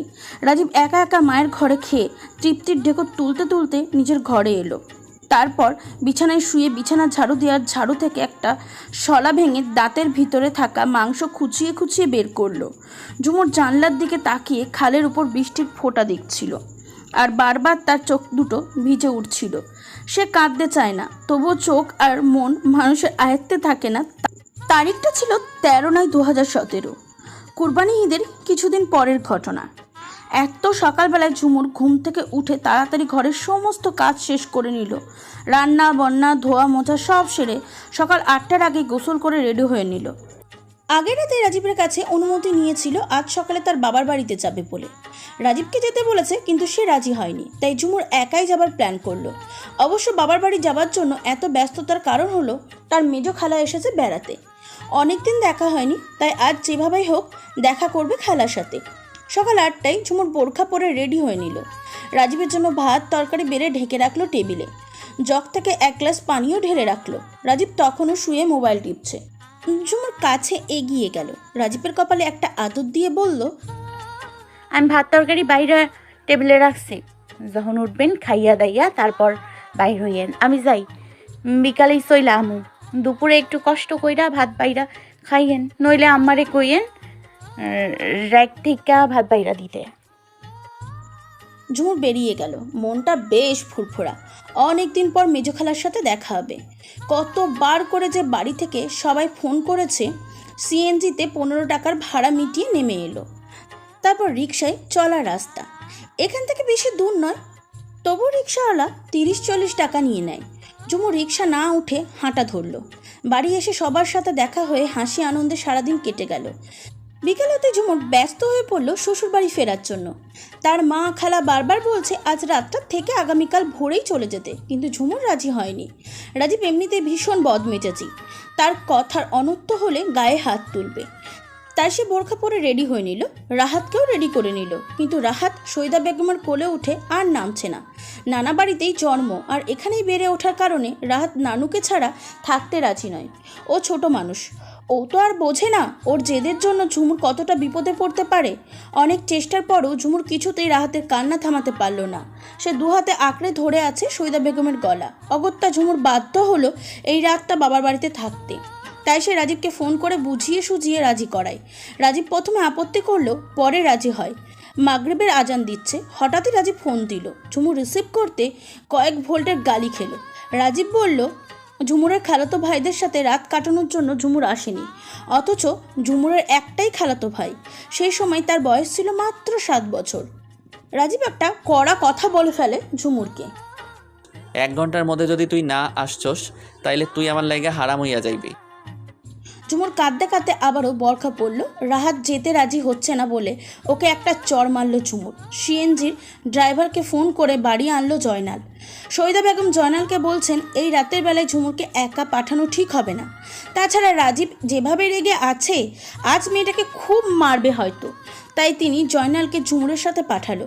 ওরা রওনা দিল, কিন্তু ঝুমুর কি জানতো এই যাত্রাটা হবে তার আর জয়নালের জন্য অত্যন্ত ভয়ঙ্কর এক অভিজ্ঞতা। যদি জানতো তবে কি সেদিন ঝুমুর বেরোতো শ্বশুরবাড়ির উদ্দেশ্যে, না হয় ডিভোর্স হয়ে যেত। তাও ভালো ছিল এই ভয়ঙ্কর রাতের চাইতে। ঝুমুর যখন জয়নালকে নিয়ে তার শ্বশুর বাড়িতে পৌঁছালো তখন সন্ধ্যা 7:30। সিএনজি থেকে নেমে ভাড়া মিটিয়ে বাড়ির দিকে ঢুকলে দেখলো দরজায় রাজীব মোটা লাঠি হাতে দাঁড়িয়ে আছে। আর সালমা খাতুন আগের থেকে ঝুমুরের নামে উল্টো পাল্টা বলে রাজীবকে আরও রাগাচ্ছিল। উনি সমানে বলে যাচ্ছিলেন অসভ্য নির্লজ্জ মাইয়া, বিয়ার আগেও আদাইমা ভাদাইমা পোলাগুলোগে ফুষ্টি নষ্টি কইরা বেড়াইছে। আমার পোলার বিদেশ যাওয়ানের পরও লইসা বেডাগো লগে সম্পর্ক রাখছে। মনে করছে আমরা কিচ্ছু বুঝি না। সারাদিন মোবাইলে কানে লইয়া ফিস ফিস করছে। রাইতে একলা ঘরে শুইতো, শুধু বেটা মানুষ জায়গা দেওয়ানের লাইগা। এত কইছি রাইতে আমার লগে আমার ঘরে থাকিস, থাকে নাই। থাকলে তো রসের নাগর গো, লগে রাইত কাটাইতে পারবো না। সব যাই না শুই না, ও কোনো দিন আমার পোলার কানে এসব তুলি নাই। মার বদনাম করি নাই পোলার কাছে। মনে করছি আমার পোলা বিদেশ থাইকা আইলে ওইয়া যাইব, কিন্তু মা আমার পোলারে বাড়ির তো রাইখা আইজো গেছে খালাতো ভাইয়ের লগে রাইত কাটাতে। রাজীব তুই চিন্তা করিস না বাপ, এক মাইয়া গেলে আরেক মাইয়া পাবি। তোরে আমি এই মাইয়ার চাইতে ভালো মাইয়া বিয়া করামু। এত মিষ্টি কণ্ঠ আমি এর আগে কোনো দিন শুনিনি, তোমাকে কখনো দেখিনি। তবে তোমার কণ্ঠ শুনে ভাবনায় পড়ে গেলাম, যার কণ্ঠটা এত মিষ্টি না জানি সেই মেয়েটা কত মিষ্টি হবে। ঝুমুর এই কথার কোনো উত্তরই দিল না, কারণ ইতিপূর্বে তার কণ্ঠের প্রশংসা সে অনেকবার শুনেছে। ঝুমুর আসলেই কোকিল কণ্ঠী, মেম্বার সাহেব ভুল বলেনি। তার প্রেমে পড়ার আগে মানুষ তার কণ্ঠের প্রেমে পড়ে। এরপর থেকে মেম্বার সাহেব নিয়মিত ফোন করতে থাকে ঝুমুরকে। তার খোঁজ খবর নেয় প্রতিদিন কয়েকবার করে। ঝুমুরের কাছে ব্যাপারটা একটু অন্যরকম লাগলেও আবার ভাবে হয়তো মেম্বার সাহেব দায়িত্ববোধ থেকেই তাকে ফোন করে। সালিশের তারিখ তো আগেই ঠিক হয়েছে, আগামীকাল সালিশ হবে ঝুমুরদের বাড়িতে। রাতের 11টায় মেম্বার সাহেব ফোন করলো। ঝুমুরের কিছুক্ষণ আগে চোখ লেগে এসেছিল। রিংটনের আওয়াজে মোবাইল হাতে নিয়ে দেখে মেম্বারের ফোন। খানিকটা বিরক্তি নিয়ে ফোন রিসিভ করে কথা শুরু করলো। কিছুক্ষণ কথার পর মেম্বার সাহেব অদ্ভুত এক আবদার করে ঝুমুরের কাছে। তার কাছে নাকি ঝুমুরকে এত ভালো লেগে গেছে যে এখন সারা দিন ঝুমুরের কথা মনে পড়ে, উঠতে বসতে খেতে সব সময়। এখন তিনি ঝুমুরের সাথে ফ্রেন্ডশিপ করতে চান। ঝুমুর অবাক হলো ব্যাপারটায়, এটা আবার কেমন আবদার, ছোট ভাইয়ের বউয়ের সাথে ফ্রেন্ডশিপ? ঝুমুর কিছু না বলে চুপচাপ মোবাইল কানে নিয়ে শুয়ে আছে, আর ওপাশ থেকে মেম্বারের আকুতি। শেষে ঝুমুর কী ভেবে যেন বলে, জি আচ্ছা। পরের দিন বিকেলে ঝুমুরের শ্বশুরবাড়ির লোকজন আসে। শ্বশুর শাশুড়ি, রাজীব, মুনিয়ার হাজবেন্ড, মেম্বার, চাচা শ্বশুর, ফুপু শাশুড়ি, আরও অনেক লোকজন আসে। ঝুমুর সবাইকে ঠিক মতন চেনেও না। সালিশের আলোচনা শুরু হয়। প্রথমে মেম্বার সাহেব ঝুমুরকে বলেন তার অভিযোগ বলতে। ঝুমুর বলে গেল সব কথা, বিয়ের পর থেকে এই পর্যন্ত সব। তারপর রাজীবকে প্রশ্ন করা হলো। সে বলল তার উপর আনা ঝুমুরের সমস্ত অভিযোগ মিথ্যা, বরং উল্টো সে ঝুমুরের বিরুদ্ধে 1000টা মিথ্যা কথা বলল। এরপর মানোয়ার হোসেনকে প্রশ্ন করা হলো। মানোয়ার হোসেন নির্দ্বিধায় সমস্ত সত্যি বললেন। রাজীবের অত্যাচারের কথাও স্বীকার করলেন। ওনাকে আবারও প্রশ্ন করা হলো ঝুমুরের মধ্যে আজ পর্যন্ত কোনো বেয়াদবি তিনি দেখেছেন কিনা। উনি সবার সামনে বললেন ঝুমুর অন্তত ভালো মেয়ে, সে সবার খেয়াল রাখে, সবার সাথে ভালো আচরণ করে, কিন্তু তার পরিবার ঝুমুরকে নানা সময় নানাভাবে কষ্ট দিয়েছে। এরপর ঝুমুরের শাশুড়িকে প্রশ্ন করা হলো, ওনার ছেলে যখন তার স্ত্রীকে মারধর করে তখন তিনি ছেলেকে বাধা দেন না কেন? সালমা খাতুনের খাপছাড়া উত্তর, ছেলে তার বউকে মারবে সেখানে আমার কি? স্বামী স্ত্রীর ব্যাপার ওরাই মিটাইয়া নেবে। স্বামীদের রাগ হলে তো বউকে মারবেই, এটাই তো নিয়ম। ওনার কথা শুনে মুরব্বীরা জোরে একটা ধমক দিল। এরপর ঝুমুর ডক্টরের সেই ডকুমেন্ট আর প্রেসক্রিপশন দিল মেম্বারদের হাতে। সেটা দেখে সবাই রাজীবের উপর চটে গেল। কেউ কেউ তো তাকে সেখানেই মারতে চাইলো। পরে রাজীবকে বলল ঝুমুরের কাছে সবার সামনে মাপ চাইতে। রাজীব মাপ চেয়ে নিল, কিন্তু ঝুমুর সেখানে বিগড়িয়ে বসলো। সে এই সংসার করবে না, রাজীবকে সে ডিভোর্স দেবে। কথা শুনে পুরো ঘরে হইচই পড়ে গেল। সবাই কানাকানি করতে লাগলো, কিন্তু মানোয়ার হোসেন নীরব চোখের জল ছেড়ে দিলেন। অনেকক্ষণ ধরে সবাই ঝুমুরকে বোঝালো আর একবার রাজীবকে সুযোগ দিতে। সে আর এমন করবে না। মানোয়ার হোসেন চেয়ার ছেড়ে উঠে এসে ঝুমুরের হাতটা ধরলেন। তোমারে আমি নিজের মেয়ের চাইতেও বেশি মনে করি ঝুমুর। তুমি তো আমারে আব্বা বইলে ডাকো, আইস আব্বার অনুরোধ রাখবা না? আমি তোমার ঠিক মতো খেয়াল রাখতে পারি নাই, তাই এতদিন তোমার উপর এত অত্যাচার হয়েছে। আমি কথা দিতেছি তোমার উপর আর কোনোদিন কেউ অত্যাচার করবে না। মেম্বার সাহেব উঠে এসে ঝুমুরের মাথায় হাত রেখে বললেন, ঝুমুর, আমি তোমার ভাসুর, সেই সাথে আমি একজন জনপ্রতিনিধি। আজ সকালে তোমার শ্বশুর মানে আমার চাচা যখন আমার কাছে এসে কান্নাকাটি করে বলল যেভাবেই হোক তোমাকে যেন আবার সেই বাড়িতে নিয়ে যেতে যাই, বিশ্বাস করো ঝুমুর, আমার জীবনে আমি অনেক সালিশ দরবার আমি করেছি, তবে এমন শ্বশুর আমি আগে কখনো দেখিনি কোনো শ্বশুরকে বৌমার জন্য চোখের জল ফেলতে। তখনই বুঝেছি তুমি কতটা ভালো আচরণ করে এই ভালোবাসা পেয়েছো তাদের থেকে। আমি তোমাকে অনুরোধ করি রাজীবকে ক্ষমা করে দাও। এবারে তোমার ভালো থাকার দায়িত্ব আমি নিলাম। যে কোনো সময় রাজীব যদি তোমার সাথে মিসবিহেভ করে সাথে সাথে আমাকে জানাবে, তখন দেখবে আমি ওর কী বিচার করি। আমি কথায় নয় কাজে বিশ্বাসী। ঝুমুরের একটা ফুটফুটে ছেলে সন্তান হলো। আলহামদুলিল্লাহ, বাচ্চাটা একদম সুস্থ। ঝুমুর তখনও বাবার বাড়িতেই ছিল, তবে রাজীব আসা যাওয়া করত। বাচ্চা হবার পরের দিনও রাজীব পাশেই ছিল। নাতি হবার সংবাদ শুনে সাথে সাথে মনোয়ার হোসেন চলে এলেন দেখতে। কিন্তু সালমা খাতুনের কি হলো কে জানে, উনি আসবেন না বলে বেঁকে বসেছেন। অবশ্য পরে অনেক বুঝিয়ে সুঝিয়ে এক প্রকার জোর করে রাজীব তাকে নিয়ে আসেন নাতির মুখ দেখতে। সবাই এসেছিল, শুধু মুনিয়া আসেনি। এদিকে নাতি হবার পর আকবর আলীর যেন আরও 2 হাতে টাকা খরচ করতে হচ্ছে। এ আসছে, ও আসছে, আত্মীয় স্বজনরা আসছে, আর সবার মেহমানদারি করতে গিয়ে ওনাকে আরও ঋণগ্রস্ত হতে হয়েছে। তার উপর ঝুমুরের শাশুড়ির আবদার নানার বাড়ি থেকে যেন নাতিকে উপহার হিসাবে সোনার চেন দেয়, আর বড় খাসি দিতে হবে নাতির আকিকার জন্য। এটা সমাজের নিয়ম, নানার বাড়ি থেকে আকিকার পশু পাঠাতে হয়। তারপর আবার নাতি নাতনি হলে মেয়ে শ্বশুরবাড়ির সবাইকে নতুন জামা কাপড় দিতে হয়। আর নাতিকে নিয়ে দাদার বাড়িতে যেতে হলে তো অন্তত আতমন মিষ্টি, কাঁচা কলা, পান, সুপারি, জর্দা পাঠাতেই হয়। পুরো গ্রামের সবাইকে খাওয়াবে, এটাই ঐতিহ্য। আর এই ভুয়া নিয়ম পালন করতে গিয়ে আকবর আলীকে আবারও 50,000 টাকার ঋণগ্রস্ত হতে হয়েছে। তবু মেয়েটা সুখে থাকুক। শ্বশুরবাড়িতে নবাগত ছেলেকে নিয়ে পা দেওয়ার পর ঝুমুর পড়ল আর এক বিপদে। তার এটা খাওয়া মানা, ওটা খাওয়া মানা। মসুরির ডাল থেকে শুরু করে মাছ, মাংস, আলু সবটাই নিষিদ্ধ খাবার ঘোষণা করেছে ঝুমুরের শাশুড়ি। এটা খেলে বাচ্চার পায়খানা পাতলা হবে, ওটা খেলে কষা হয়ে যাবে, ওটা খেলে ঠান্ডা লাগবে বাচ্চার। এইসব কথা বলে বলে সালমা খাতুন প্রায় ঝুমুরকে উপোস করে রাখতে শুরু করলেন। এমনও দিন গেছে তার জীবনে যখন সবাই মাছ, মাংস দিয়ে ভাত খেয়েছে আর তাকে শুধু পেঁয়াজ কামড়ে ভাত খেতে হয়েছে, কিংবা কলার মোচা সেদ্ধ করে ভাজি করে খেতে হয়েছে।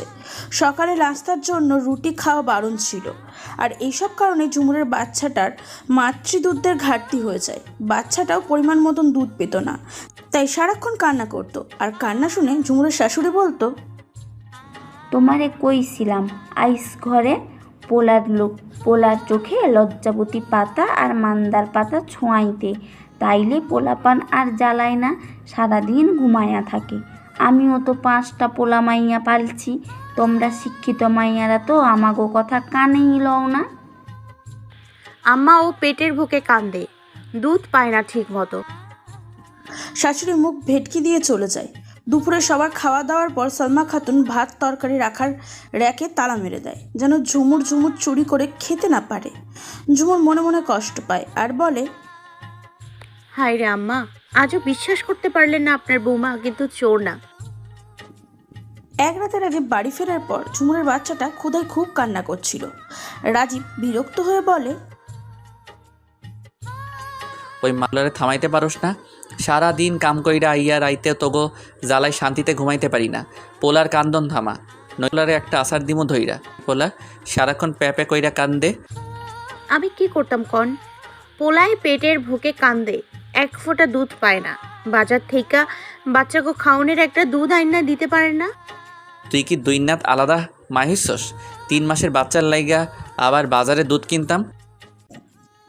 এই বলে রাজীব খুব বিশ্রী একটা গালি দিল ঝুমুরকে। ছি, আপনি এত খারাপ কেন?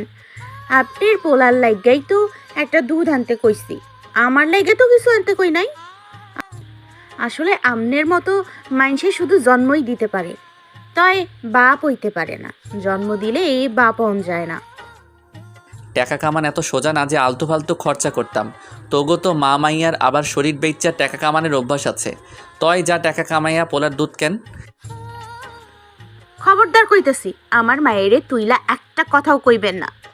আমারে কইছেন আমি সহ্য করুন, কিন্তু আমার মায়ের লইয়া খারাপ কথা কইলে আমি অন্যের সাইরা কথা কমু না। কি করবি তুই? কি করবি আমারে? তোর মা বেশ্যা, তোর মা ব্যবসা করে, তোর মা। খবরদার, আমার মায়েরে যা কইছেন সবগুলা যদি আমি অন্যের মায়েরে কই। আমারে মায়েরে লইয়া কথা কওনের সাহস তুই কই পাইলি? তোর এত বড় সাহস আমার সামনে দাঁড়াইয়া তুই আমার মায়েরে গালি দিস? আজকে আমার হাতে তোর মরণ হইব। রাজীব আবারও মারতে লাগলো ঝুমুরকে। লোহার টর্চ লাইট দিয়ে এলো পাথারি বাড়ি দিতে লাগলো ঝুমুরকে। আর চুলের মুঠি ধরে একটু পর পর ঘরের খুঁটি হিসাবে ব্যবহার করা সিমেন্টের পিলারে মাথায় বাড়ি দিতে লাগলো। ঝুমুর মাগো করে চিৎকার করছে। এবার মনে হয় তার পাশের ঘরে থাকা শাশুড়ি মা তার ডাক শুনতে পেল। সালমা খাতুন এসে দরজায় দাঁড়িয়ে জিজ্ঞাসা করলো, কি রে রাজীব, ওরে মারস কেন? মা, বাচ্চারে আমার সামনে খাড়াইয়া তোমার গালি দিছে। আইজও রুহু বাইর করতে না পারলে আমার শান্তি হইব না। ওরে আমি জন্মের শিক্ষা দিয়া দিব। কি গো মেজবু, পুরুষ মানুষের এমনিতেই মেজাজ গরম থাকে, তার উপর তুমি ওরে আরও রাগায়ও কেন? আমি তোমারে থালের পানি পর্যন্ত ফেলাইতে দিই না। একটা কাম করাইয়া না তোমার হাতে, নিজে এই বুড়া বয়সে সব কাম কাজ করি, তাও কই তোমরা মিলামিশায়া থাকো। আমি নিজে না খাইয়া তোমারে খাইয়াই, তোমার কাপড় চোপড়গুলা পর্যন্ত ধুইয়া দেই, আর তুমি কিনা আমারে গালি দাও আমার পোলার কাছে। কি কইলা মা? তুমি ওর কাপড় চোপড় দাও, ওরে কাম করতে দাও না? আরে তোমার লাইগাই তো এই ফহিনীর বাচ্চা এত সাহস পাইছে। চাকরানিরে তুমি রাজরানীর মতো সেবা করো, কাইল ধইরা এই বাড়ির চাকরানির মতো থাকবো। একটা কামও তোমরা করবা না, সব কাম আর আইতে এক লাথি যাইতে এক লাথি দিবা, তাইলেই সোজা হইব। আর সকলে খাওনের পর এইটা ভাত গোলান ওরে খাইতে দিবা। ঝুমুর চুপচাপ হাঁ করে দাঁড়িয়ে রইল। এতক্ষণ তার শাশুড়ি এসব কি বলল? তাকে দিয়ে একটা কাজ করায় না, নিজে না খেয়ে তাকে খেতে দেয়, তার কাপড় চোপড় উনি ধুয়ে দেয়। হায় খোদা, ভোর 5টা থেকে রাত 10টা পর্যন্ত গাধার খাটনি খেটে আজ এই অপবাদ। শাশুড়িকে নিজে হাতে গোসল করিয়ে তার কাপড়গুলো পরম যত্নে ধুয়ে দেওয়ায় আজ এই প্রতিদান। পেঁয়াজ কামড়ে দিনের পর দিন ভাত খাওয়ার পর আজ শুনতে হলো তার শাশুড়ি নিজে না খেয়ে তাকে ভালো খাবারটা দেয়। হায় আল্লাহ, এ কেমন বিচার তোমার? তবে কি সালমা খাতুনের ইচ্ছে করেই রাজীবকে আরও রাগিয়ে দেওয়ার জন্য জ্বলন্ত চুলায় তুষের ছেটা দেওয়ার মতন কাজটা করলেন? রাজীব হঠাৎ করেই বিদেশে যাবার জন্য উঠে পড়ে লাগে। তার এক দুঃসম্পর্কের মামা তাকে একটা ভিসার প্রস্তাব দেয়, আর এটা শুনেই সে বিদেশে যাবার জন্য মরিয়া হয়ে ওঠে। পাসপোর্ট, মেডিকেল টেস্ট সহ সব কিছুর বন্দোবস্ত করে ফেলেছে কয়েকদিনেই। কিন্তু এখন সবচেয়ে বড় সমস্যা হলো টাকা। অনেক টাকার প্রয়োজন। প্রতিদিন ঝুমুরকে চাপ দিতে থাকে তার বাবার কাছ থেকে 1 লক্ষ টাকা এনে দিতে, বাকিটা সে ম্যানেজ করবে। কিন্তু ঝুমুর তাকে কোনো আশা দিতে পারে না, কারণ সে খুব ভালো করেই তার বাবার বর্তমান অবস্থা জানে। তাছাড়া তার বাবা 1.5 মাস বাড়িতে বেকার বসে থেকে মাত্র কয়েকদিন আগে একটা চাকরি পেয়েছে, এখনও বেতনটা পর্যন্ত পায়নি। প্রতিদিনের সংসারের খরচ, ছোট ভাইয়ের পড়ালেখা, সাপ্তাহিক কিস্তির ঋণ, সবটা মিলিয়ে আকবর আলীর নুন আনতে পান্তা ফোড়ায় অবস্থা। আর এই অবস্থায় ঝুমুর কি করে তার বাবার কাছে 1 লক্ষ টাকা চাইতে পারে? সে তার বাবা মাকে রাজীবের টাকার ব্যাপারে কিছুই বলল না, কিন্তু এক রাতে রাজীব খুব ক্ষেপে গেল। টাকার জন্য সে এখনও ভিসা হাতে পাচ্ছে না। পুরো টাকা হাতে দিলে তারা ভিসা দিয়ে দেবে, তার আগে নয়। এসব নিয়ে ঝুমুরকে খুব অকথা কুকথা শোনায় রাজীব। ঝুমুর রাখলো না, সে রাজীবের সমস্যাটাও বুঝতে পারছে, কিন্তু ওইদিকে বাবার অবস্থা একেবারেই শোচনীয়। কিভাবে কি করবে বুঝতে না পেরে ঝুমুর খুব মোলায়েম কণ্ঠে বলল, বাবার অবস্থার কথা তো আপনি জানিনি। 1.5 মাস বেকার আসছিল, এতগুলা টাকা দেনা আছে মাইশের, তার উপরে কিস্তিও আছে 2টা, সংসার খরচ, জয়নালের লেখাপড়া লইয়া বাবা খুব টেনশনে আছে। তার উপরে যদি আমি এখন 1 লাখ টাকার কথা কই, বাবা তো স্টক কইরা মইরা যাইব। দোহাই লাগে, আপনি এই অবস্থায় বাবারে এই টেনশন দিয়েন না, আমি আপনার পায়ে ধরি।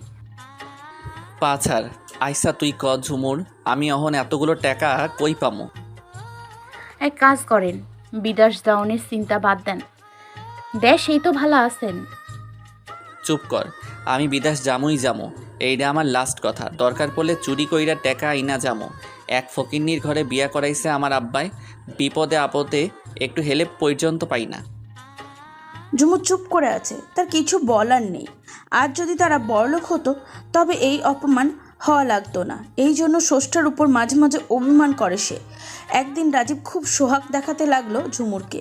সারাদিনে একবারও তুই করে কথা বলেনি, তুমি করে। সে কি ভালোবাসা! আর একটু পর পর জড়িয়ে ধরে মন খারাপের বাহানা দিচ্ছে। আইসা ঝুমুর, আমি যখন বিদেশ চইলা যামু তখন কি তুমি আমারে মিস করবা? জানো আমি তোমারে অনেক অত্যাচার করছি ঠিকই, তবে তোমারে আমি জীবনের চাইতেও বেশি ভালোবাসি। আমি তোমারে ছাইরা কেমনে থাকুম ঝুমুর? আমার তো যাওনের কথা মনে হইলেই কইলজা ফাইটটা যায়। তুমি হয়তো আমারে খুব ঘৃণা করো, ঘৃণা করারই কথা। আমি আইস পর্যন্ত তোমার লগে ভালো আচরণ করি নাই জানো ঝুমুর। তুমি যখন রাগ কইরা বাপের বাড়ি চইলা গেছিলা, আমি একটা রাতও ঘুমাইতে পারি নাই। তোমার শাড়িগুলো জড়াইয়া ধইরা কত কান্না করছিলাম, এক আমি জানি, আরেক আল্লাহ জানে। আমি তোমারে পাগলের মতো ভালোবাসি, কিন্তু কোনো দিন বোঝাইতে পারি নাই। ঝুমুর, কথা দাও তুমি শুধু আমার থাকবা।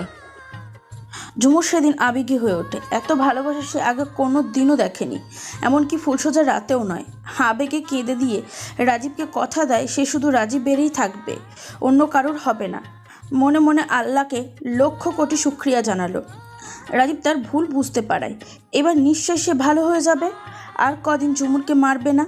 আল্লাহ তার দোয়া এতদিনে হলেও কবুল করেছে। প্রতি তাহাজ্জুদে মোনাজাত, সে তো শুধু এটাই চাইতো আল্লাহর কাছে।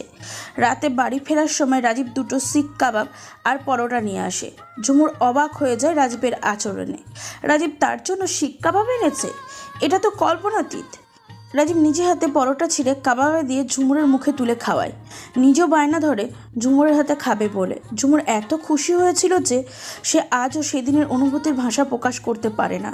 সেই রাতে রাজীব ঝুমুরকে নিজের বাম বাহুর উপর শুয়ে চুলে বিলি কেটে দেয়। কত অতীত স্মৃতির কথা বলে দুজনে, ছোটবেলার কথা বলে হাসাহাসি করে। ঝুমুরের মনে হয়েছিল এই রাতটা তার জীবনের শ্রেষ্ঠ স্মরণীয় রাত। অনেক রাত পর্যন্ত গল্প করার পরেই হঠাৎই রাজীব মন মরা হয়ে গেল। ঝুমুর বুঝতে পেরে প্রশ্ন করল, কি হয়েছে আপনার? হঠাৎ কইরা মন খারাপ কেন? রাজীব দীর্ঘশ্বাস ছেড়ে বলল, জানো ঝুমুর, আমার অনেক বছরের শখ আছিল বিদেশ যাওনের। যাও একটা ভিসা দিল মামায়, তাও হাতছাড়া করলাম। টাকার অভাবে কিনতে পারলাম না। আসলে মামাটাও একটা হারামি। কইলাম বিদেশ যাওনের পর প্রতি মাসের বেতন থেকে বাদবাকি টাকা পরিশোধ কইরা দিমো, তাও রাজি হইল না। কত স্বপ্ন দেখছিলাম বিদেশ লইয়া, আর যাওন হইল না। কই পামো এত টাকা? মন খারাপ কইরেন না, আল্লাহ যা করে ভালো লাগাই করে। ঝুমুর, তোমার একটা কথা কইলে কি রাগ হইবা? আরে কি কন আপনি? রাগ করমু কেন? কোন কি কথা? তোমার স্বর্ণের জিনিসগুলো আমারে দিবা? কথা দিতেছি, বিদেশ যাইয়া আগে তোমার জিনিসগুলোর ব্যবস্থা কইরা দিমো। ঝুমুর হেসে উঠে বলল, ওইগুলা দিয়া আমার আর কি কাম? মানুষের স্বর্ণের জিনিস কিনেই তো বিপদে আপদে বেচার লাইগা। আপনি যদি ওইগুলা বেচা ভিসাটা জোগাড় করতে পারেন তাই নিয়ে যান। যদি বাইসা থাকি আর ভাগ্যে থাকে তাইলে আবার দিবেন। রাজীব শক্ত করে ঝুমুরকে জড়িয়ে ধরে কপালে মাথায় চুমু দিতে থাকে। ঝুমুর মনে মনে বলে, তুমি যদি সারা জীবন এমন থাকো তাহলে তো আমি নিজেকেও কোরবানি দিতে রাজি। আর গহনা তো তুচ্ছ ব্যাপার। পরের দিন রাজীব ঝুমুরের কান, গলা, হাত থেকে সমস্ত গয়না খুলে নেয় আর লুকিয়ে রাখা নেকলেসটাও ঝুমুর সেদিন বের করে দেয়। গহনাগুলো বিয়ের সময় ঝুমুরের বাবা দিয়েছিল। সবগুলো রাজীবকে দিয়ে দিতে তার একটু মন খারাপ হয়েছিল, তবুও মন খারাপকে প্রশ্রয় দিল না সে। সবগুলো দেওয়ার পরও রাজীব দাঁড়িয়েছিল। তখনও আরও একটা জিনিস বাকি, ঝুমুরের আঙুলে চিকচিক করা একটা আংটি। রাজীব ওটা দেখিয়ে বলল, আংটিটা দিবা না? না, আসলে এই আংটিটা না নিলে হয় না। এইটার আর কতই বা দাম পাইবেন? খুব বেশি হইলে ৬,০০০ই দিব। ঝুমুর, তুমি বোঝো না কেন? আমার কাছে এখন ৬ টাকাও বহু মূল্যবান। আসলে হইছে কি, এই আংটিটায় অনেক স্মৃতি আছে। আমার নানা, দাদিমা সবার স্মৃতি। মানে? আমার নানাই আমার মায়েরে একজোড়া কানের দুল দিছিল ২ আনা ওজনের। আমার দাদি আমার মায়েরে একটা নাকফুল দিছিল, আর আমার বাবাই আর একটা নাকফুল দিছিল। যখন আমার বিয়ার কথাবার্তা হইছে তখন মায়ে ওই ৩টা জিনিস দিয়া জুয়েলারি দোকানে এই আংটিটা বানাইতে দিছে। পরে আংটিটা মায়ের নিজের হাতে আমার আঙুলে লাগাই দিয়া কইছিল, তোর নানা, দাদি, বাবা, মা আমগো সবার স্মৃতি আছে এই আংটিটায়। এটা যত্ন কইরা রাখিস ঝুমুর। যদি ভাগ্যে থাকে তই জীবনে অনেক সোনাদানা হয়তো পাবি, কিন্তু এইটা হারাইস না। রাজীব মনে মনে খুব বিরক্ত হলো। এটা কোনো কথা? তার এখন টাকার দরকার আর ঝুমুর কিনা স্মৃতি নিয়ে আছে। তবু মোলায়েম সুরে বলল, মাই ঠিকই কইছে, বাইসা থাকলে অনেক সোনা গয়না পড়তে পারবা ঝুমুর। তাই আমার যখন অনেক টাকার দরকার আইসা, এক কাজ করলে কেমন হয়? এই আংটিটা বেচুম না, বন্ধক দিয়া যা পাই তা নিমু আপাতত। পরে বন্ধক থেকে সারাই এলোমো, তাইলে তোমার আংটিও তোমার থাকবো, আর আমিও আপাতত কিছু টাকা লইতে পারমো। ঝুমুর সরল মনে রাজি হয়ে যায়। আঙুল থেকে আংটিটাও খুলেও দিয়ে দেয় রাজীবকে। রাজীব উৎফুল্ল মনে বাজারের উদ্দেশ্যে চলে গেল। কিন্তু ঝুমুর ঘুণক্ষরেও বুঝতে পারেনি এত ভালোবাসা আর মন ভাড়ারও সোহাগটা ছিল রাজীবের উদ্দেশ্য হাসিলের পায়তারা মাত্র। ওসব ফালতু স্মৃতিতে তার কোনো ইন্টারেস্ট ছিল না। টাকা হাতে পাওয়ার পরই রাজীব তার আসল রূপে ফিরে আসে। কথায় কথায় গালাগালি, মারধর সবটাই আগের মতন। তবে এসবের চেয়েও ঝুমুরে বেশি কষ্ট পেয়েছিল যখন সে জানতে পারলো আংটিটা রাজীব বিক্রি করে দিয়েছে। সে খুব কেঁদেছিল সেদিন। আর এই ব্যাপারে রাজীবের সাথে তর্ক করতে গিয়ে আবারও মার খেলো। এছাড়া আর রাজীব কী বা করতে পারে? অবশ্য আর একটা জিনিসও পারে, ভালোবাসায় অভিনয় করতে পারে। বিদেশে যাবার দিন সকালে রাজীবের আচরণ বিন্দুমাত্র পরিবর্তন আসেনি। সেই সকালে রাজীবের প্লেটে তরকারি দিতে গিয়ে সামান্য ঝোল পড়ে গেল তার প্যান্টে। সাথে সাথে সবার সামনে কষে এক চড় বসিয়ে দিল ঝুমুরের গালে। ঝুমুরের মা বাবাও তখন সামনে। তারা হতবাক হয়ে গেলেন এটা ভেবে যে যেই ছেলেটা কিছুক্ষণ পরেই স্ত্রীকে ছেড়ে চলে যাবে হাজার হাজার মাইল দূরে, সে কিভাবে এই মুহূর্তে তার স্ত্রীর সামান্য ভুলকে ক্ষমা না করে চড় মেরে দিল। তার তো এখন দুঃখে বুক ফেটে যাওয়ার কথা। আগামী 2 বছর পর আবারও দুজনে বেঁচে থাকলে দুজনার দেখা হবে, না হয় এটাই হবে শেষ দেখা। কিভাবে পারে মানুষ এত হৃদয়হীন হতে? যাই হোক, রাজীবের ফ্লাইট ছিল সন্ধ্যায়। সকালে সবার থেকে বিদায় নিয়ে মনোয়ার হোসেন, মুনিয়ার হাজব্যান্ড আর রাজীব বাড়ি থেকে বেরোয়। প্রায় 5 ঘন্টা লেগে যাবে ঢাকা এয়ারপোর্ট পৌঁছাতে, তাই একটু আগে ভাগেই উপস্থিত থাকার চেষ্টা। তবে রাজীব যাওয়ার সময় ঝুমুরকে তার পুরনো ব্যবহৃত নোকিয়া N73 মোবাইলটা দিয়ে গেল। মোবাইলটা অনেক দিন থেকে নষ্ট হয়ে পড়েছিল। কিছুদিন আগেই রাজীব মেকানিকদের দোকানে গিয়ে সেটা ঠিক করে এনেছে। রাজীব চলে যাওয়ার পরই মেম্বার সাহেবের উৎপাত বেড়ে গেছে। ঝুমুরের নতুন নাম্বারটা তিনি মনোয়ার হোসেনের কাছ থেকে নেন। মনোয়ার হোসেন সরল বিশ্বাসে নাম্বারটা দিয়েছিলেন। তার আজ পর্যন্ত ধারণা নেই মেম্বার সাহেব ঝুমুরের সাথে কী আচরণ করেছিল। সারা দিনে অন্তত 6-7 বার ফোন করতো মেম্বার সাহেব, আবার রোমান্টিক মেসেজও পাঠাতো। ঝুমুর মেসেজগুলো পড়তো ঠিকই, তবে রিপ্লাই দিত না। উনি সব সময় ঝুমুরকে বন্ধু বলেই সম্বোধন করত, আর তারও ইচ্ছে ছিল ঝুমুর তাকে বন্ধু বলেই ডাকুক, তবে ঝুমুর সব সময় ভাইয়া বলেই ডাকতো। একদিন কথা বলার সময় মেম্বার সাহেব বললেন, এই বন্ধু, আমি কিন্তু তোমার সাথে মিল রেখে তোমার একটা নাম রেখেছি। কি নাম ভাইয়া? নন্দিনী। ও আচ্ছা, ভালো নাম, তবে নামটা আমার কাছে কেমন হিন্দু হিন্দু লাগে। কে বলেছে এমন কথা? নন্দিনী নামের অর্থ হলো প্রজ্বলিত করা, ঠিক তোমার মতো। আমি কিন্তু এখন থেকে আমার একমাত্র বন্ধুকে নন্দিনী বলেই ডাকবো। Okay fine, as your wish. আচ্ছা নন্দিনী, যেদিন তোমাদের বাগিয়েছিলাম সেদিন তুমি কালো শাড়ি পরেছিলে কেন? কেন, কালো শাড়িতে আবার কি সমস্যা? তুমি জানো কালো শাড়িতে তোমাকে কেমন লেগেছিল? সেদিন তোমার দিকে তাকাতে সাহস হচ্ছিল না। এমনিতেই তুমি অতিমাত্রায় সুন্দরী, তার উপর কালো শাড়িতে মনে হয়েছিল স্বর্গের দেবী। আমি কখনো পরি দেখিনি, তবে এটা শিওর পরীরাও তোমাকে হিংসে করে। আর তুমি এত সুন্দর কথা বলো কি করে? সেদিন কথা বলার সময় তোমার বডি ল্যাঙ্গুয়েজ দেখে আমি বিমোহিত হয়ে গিয়েছি।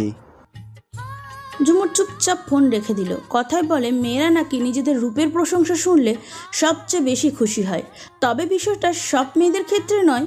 অনেক মেয়েরা পরপুরুষের মুখে রূপের প্রশংসা শুনতে একেবারেই অপছন্দ করে।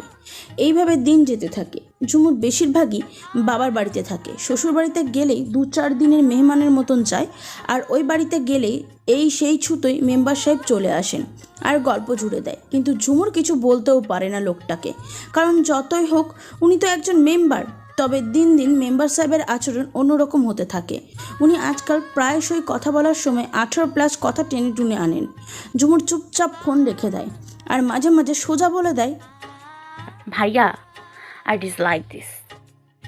মেম্বার সাহেব সরি বলেন, কিন্তু খানিক পরে আবার সেই। তবে ওনাকে কিছু কারণে খুব ভালো লাগে ঝুমুরের। সেটা হলো উনি খুব জ্ঞানী, স্মার্টলি কথাবার্তা, নারীদের অধিকার আদায়ে সদা তৎপর, হাদিস কোরআনের আলোকে মাঝে মাঝে চমৎকার আলোচনা করেন, সংসার জীবনে সুখী হবার দারুণ সব সাজেশন দেন। কিন্তু ওই যে মাঝে মাঝে 18+ কথাবার্তা। একদিন সকালে মনোয়ার হোসেন গেলেন ঝুমুরকে আনতে। দুপুরে খাবার দাবার শেষ, বিকেলে সিএনজি নিয়ে রওনা দিলেন। বাড়ির রাস্তায় সিএনজি আসতেই দেখা হয়ে গেল মেম্বার সাহেবের সাথে। ঝুমুর মনে মনে গালি দিচ্ছে। যার সাথে দেখা হবার ভয়ে ফোনে পর্যন্ত আসার কথা বলেনি, তার সাথে দেখা হতে হলো। মেম্বার সাহেব ঝুমুরের দিকে তাকালো, তবে কিছুই বলল না। রাত ঠিক 2টার দিকে মেম্বার সাহেব ঝুমুরকে ফোন দেয়। ঝুমুর ঘুম ঘুম চোখে মোবাইলটা হাতে নিয়ে রিসিভ করলো। হ্যালো ভাইয়া, এত রাতে ফোন করলেন যে হঠাৎ? হঠাৎ তোমার কথা খুব মনে পড়ছে। খুব দেখতে ইচ্ছা করছিল আমার নন্দিনীকে। ঝুমুর হাই তুলে বলল, দেখলেন তো বিকেলে? দেখেছি চোখ দুটো, চাঁদ মুখটা তো ঢাকায় ছিল। যদি আবার আমার মতো মজনুদের নজর লাগে তাই। সকালে কথা বলবো ভাইয়া, ঘুমে তাকাতেও পারছি না। ঘুমাও, আমি আমার নন্দিনীর ঘুমন্ত মুখটা দেখতে চাই। Good night. এই শোনো শোনো, ফোন রেখো না। আর কি বলুন? আবার ঘুমিয়ে পড়ার আগে শুধু টুক করে দরজার সিটকিনিটা খুলে দাও। বলে রাখা ভালো, রাজীবের আলাদা ঘর ছিল। ঘরটা রাজীবের বিয়ের আগেই বানিয়েছিল, দোচালা টিনের ঘর, মেঝেটা পাকা। বিয়ের পর থেকেই ঝুমুর এই ঘরেই থাকতো। এখন রাজীব নেই, তাই সে আর তার বাবু একা ছিল। ভাইয়া প্লিজ ফাজলামি কইরেন না, আমি ঘুমাচ্ছি। আমি তোমার দরজায় দাঁড়িয়ে আছি নন্দিনী, তোমার বন্ধু দরজায় দাঁড়িয়ে আছে, আর তুমি ঘুমাবে? হোয়াট? হ্যাঁ, খুব ইচ্ছা করেছে তোমাকে দেখতে। কতদিন তোমাকে দেখিনি। মনের সাথে অনেকক্ষণ যুদ্ধ করলাম, তবুও নিজেকে আটকাতে পারিনি। চোখ দুটো বলছে আজ তোমাকে না দেখতে পেলে অন্ধ হয়ে যাবে। ভাইয়া প্লিজ ড্রামা করবেন না, আপনি এক্ষুনি এখান থেকে চলে যান। কেউ আপনাকে এভাবে দেখে ফেললে কি হবে ভাবতে পারছেন? আমার আপনার দুজনেরই মান সম্মান যাবে। সেটাই তো, তাই তো বলছি, তাড়াতাড়ি দরজাটা খুলে দাও। আমি ঘরে ঢুকে গেলে তো আর কেউ দেখবে না। হোয়াট ননসেন্স, পাগল হয়ে গেছেন আপনি? এত রাতে আমি আপনাকে আমার ঘরে আসতে দেবো, এটা আপনি ভাবলেন কিভাবে? প্লিজ নন্দিনী, দরজাটা খোলো। আমি শুধু তোমাকে এক নজর দেখেই চলে যাব। স্টুপিড, আপনি এক্ষুনি চলে যান। এমনিতেই আমার সংসারে অশান্তির অভাব নেই। প্লিজ প্লিজ আমাকে আর বাড়তি ঝামেলায় ফেলবেন না। কোনো ঝামেলা হবে না, তুমি শুধু দরজাটা খোলো। ইম্পসিবল। প্লিজ ঝুমুর, তোমার কাছে এটা আমার শেষ অনুরোধ। আমি অনেক আশা নিয়ে এসেছি। I am sorry. এটা বলেই ঝুমুর ফোন রেখে দিল। মেম্বার সাহেব আবারও ফোন করলো, ঝুমুর রিসিভ করলো না। পরে কয়েকবার ফোন করার পর ঝুমুর মোবাইল অফ করে দিল। মেম্বার সাহেব উপায় না পেয়ে ঝুমুরের ঘরের টিনের বেড়ায় টোকা মারতে লাগলো, ফিস ফিস করে বলতে লাগলো, ঝুমুর প্লিজ, লক্ষ্মী বন্ধু না তুমি আমার, দরজাটা খোলো, নইলে আমি সারা রাত এখানে বসে থাকবো। প্লিজ ভাইয়া, আল্লাহর দোহাই লাগে আপনি চলে যান। বাসায় ভাবি একা আছে, টেনশন করছে হয়তো আপনার জন্য। তোমার ভাবি আজ বাড়িতে নেই, বাপের বাড়ি গেছে। ঝুমুর এতক্ষণে বুঝতে পারলো মেম্বারের আসল উদ্দেশ্য। প্রথম থেকেই তার সন্দেহ হয়েছিল এত রাতে এখানে আসাটা নিশ্চয়ই তাকে এক নজর দেখার জন্য নয়। এবারের সন্দেহটা বিশ্বাসে পরিণত হলো। একজন প্রাপ্তবয়স্ক পুরুষ একজন যুবতীর ঘরে রাতের গভীরে দেখা করতে যাওয়ার উদ্দেশ্যটা কোনো সজ্ঞানী মানুষেরই অজানা নয়। তাছাড়া আজ বাড়িতে বউ নেই, এই সুযোগে ছি ছি ছি ছি, মানুষ কত নীচ হতে পারে। মেম্বার সাহেব সামনে টিনের বেড়ায় টোকা দিয়ে ফিসফিস করে কথা বলে যাচ্ছে। ঝুমুর দেখলো এটা তো আরও ভয়ঙ্কর বিপদ। পাশের ঘরে থাকা শাশুড়ির দেবর ননদ যদি শুনতে পায় তাহলে কি হবে ঝুমুর কল্পনাও করতে পারছে না। তাই সে আবার মোবাইল অন করলো। মেম্বারের নাম্বারে ফোন দিতেই উনি ফোন কেটে দিয়ে ব্যাক করলো। এই কাজটা উনি প্রথম থেকেই করেন। ঝুমুর শাশুড়ির এমন ঘৃণিত কথা শুনে চটে গেল। সমস্ত অন্যায় মেনে নেওয়া যায়, কিন্তু চরিত্রের উপর কলঙ্ক মেনে নেওয়া যায় না। এইগুলা কি কর আপনি? মিথ্যা কথা কইতে কইতে তো বুড়া হইছেন। আর কয়দিন বাঁচবেন? আমনের কারণে আজ পর্যন্ত শান্তিতে 2টা দিন সংসার করতে পারি নাই। আমার নামে মিথ্যা বদনাম কইরা আমার সংসার ভাঙবেন? মানুষের সংসার ভাঙার কারণেই তো আল্লাহ আপনার এক সংসারে 2 সংসার বানাইছে। আল্লাহ আপনার এই কি বিচার করছে মনে রাখেন, আরও বিচার করব।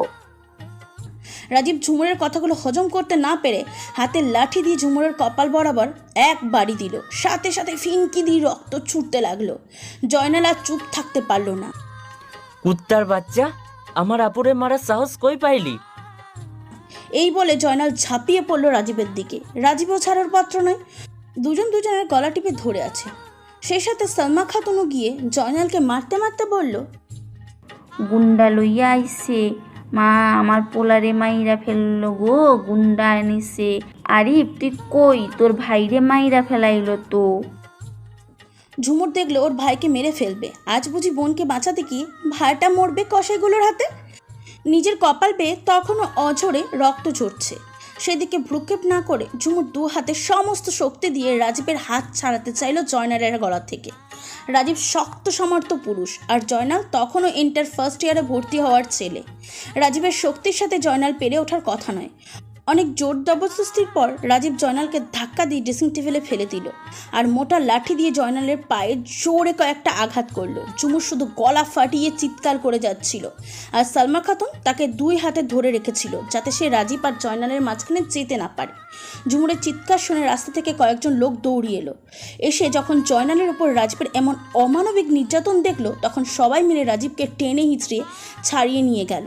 এরই মধ্যে কেউ একজন মেম্বার সাহেবের কাছে ফোন করলো। ফোন পাবার কয়েক মিনিটের মধ্যেই বাইক করে মেম্বার সাহেব রাজীবদের বাড়িতে চলে এলো। মনোর হোসেন তখন বাড়ি ছিলেন না, উনি ব্যবসার কাছে পঞ্চকর গেছিলেন। একটা জটলার মতন বেঁধে গেল ওদের ঘরে। জয়নাল ঠিক মতন দাঁড়াতে পারছে না, ঝুমুর তখনও বোরখা গায়ে। আসার পর থেকে বোরখা খোলার সময় তো পেল না। মেম্বার সাহেব ঝুমুরকে প্রশ্ন করলেন, ঝুমুর কি হয়েছিল, তোমার অভিযোগ বলো। আমার কোনো অভিযোগ আপনার কাছে নেই। কি হয়েছে সেটা বলো, আমি চাই এখানেই মীমাংসা হোক। কোনো মীমাংসার প্রয়োজন নেই। আমি সেদিন ডিভোর্স চেয়েছিলাম, আপনার অনুরোধে ফিরেছি। তাই আজকের অভিযোগ আপনাকে বলার কোনো যৌক্তিকতা নেই। লাইফটা আমার, সাফার করেছি আমি, তাই ডিসিশন আমিই নিব। ঝুমুর শান্ত গলায় কথা বলছিল কিন্তু চোখ দুটো শান্ত ছিল না। হঠাৎই সিএনজির আওয়াজ শুনে ঝুমুর চুপচাপ উঠে পড়ল। কিছুক্ষণ আগেই ড্রাইভারকে সে ফোন করেছিল। ড্রাইভার আর ঝুমুর মিলে জয়নালকে ধরে সিএনজিতে উঠালো, কিন্তু মেম্বার সাহেব ঝুমুরের হাত ধরে ফেলল। উনি কিছুতেই এভাবে ঝুমুরকে যেতে দেবেন না। উনি সবটা শুনবেন, বিচার করবেন, তারপর ওদের দুজনকে মিলিয়ে দেবেন। ঝুমুর আর পিছন ফিরে তাকালো না, কারোর কথা কানে নিল না। সিএনজিতে বসে বলল, হাসপাতাল চলুন। হাসপাতালে জয়নালের পা এক্সরে করে রিপোর্ট এলো ডান পায়ের একটা হাড় ভেঙে গেছে। ডাক্তার ব্যান্ডেজ করে প্রেসক্রিপশন লিখলো, তারপর ঝুমুরের কপালে ব্যান্ডেজ বেঁধে দিল। সৈদা বেগম মেয়ের ফোন পেয়ে ঝুমুরের বড় জ্যাঠাকে নিয়ে হাসপাতালে ছুটে এলেন। উনি হাসপাতালে বিলাপ ধরে কাঁদতে লাগলেন। ঝুমুর বিলাপ করলো না, তবে নিঃশব্দে অশ্রু বিসর্জন দিয়ে গেল। এত বছর নিজের ওপর করা সমস্ত অত্যাচার মেনে নিলেও আজ ভাইয়ের আঘাতটা মানতে পারছে না। এরপর আর কিছুতেই ওই সংসার নয়। আজ ভাইকে আঘাত করেছে, আবার সুযোগ দিলে ওর বাবা মাকেও আঘাত করবে, হয়তো একদিন তাকে মেরেই ফেলবে। সেই রাতে ঝুমুরের বাবা আকবর আলী চিটাগাঁও থেকে গ্রামের বাড়ির উদ্দেশ্যে রওনা দিলেন। বাড়িতে এসেই স্ত্রী ছেলে মেয়ের সাথে সিদ্ধান্ত নিতে লাগলেন কি করা যায়। মেয়েকে তো ওই সংসার থেকে মুক্তি করে নেবেনই, কিন্তু ওদের কিভাবে শাস্তি দেওয়া যায়। ওরা যে অন্যায় করেছে সেটা তো মাপ করা যায় না।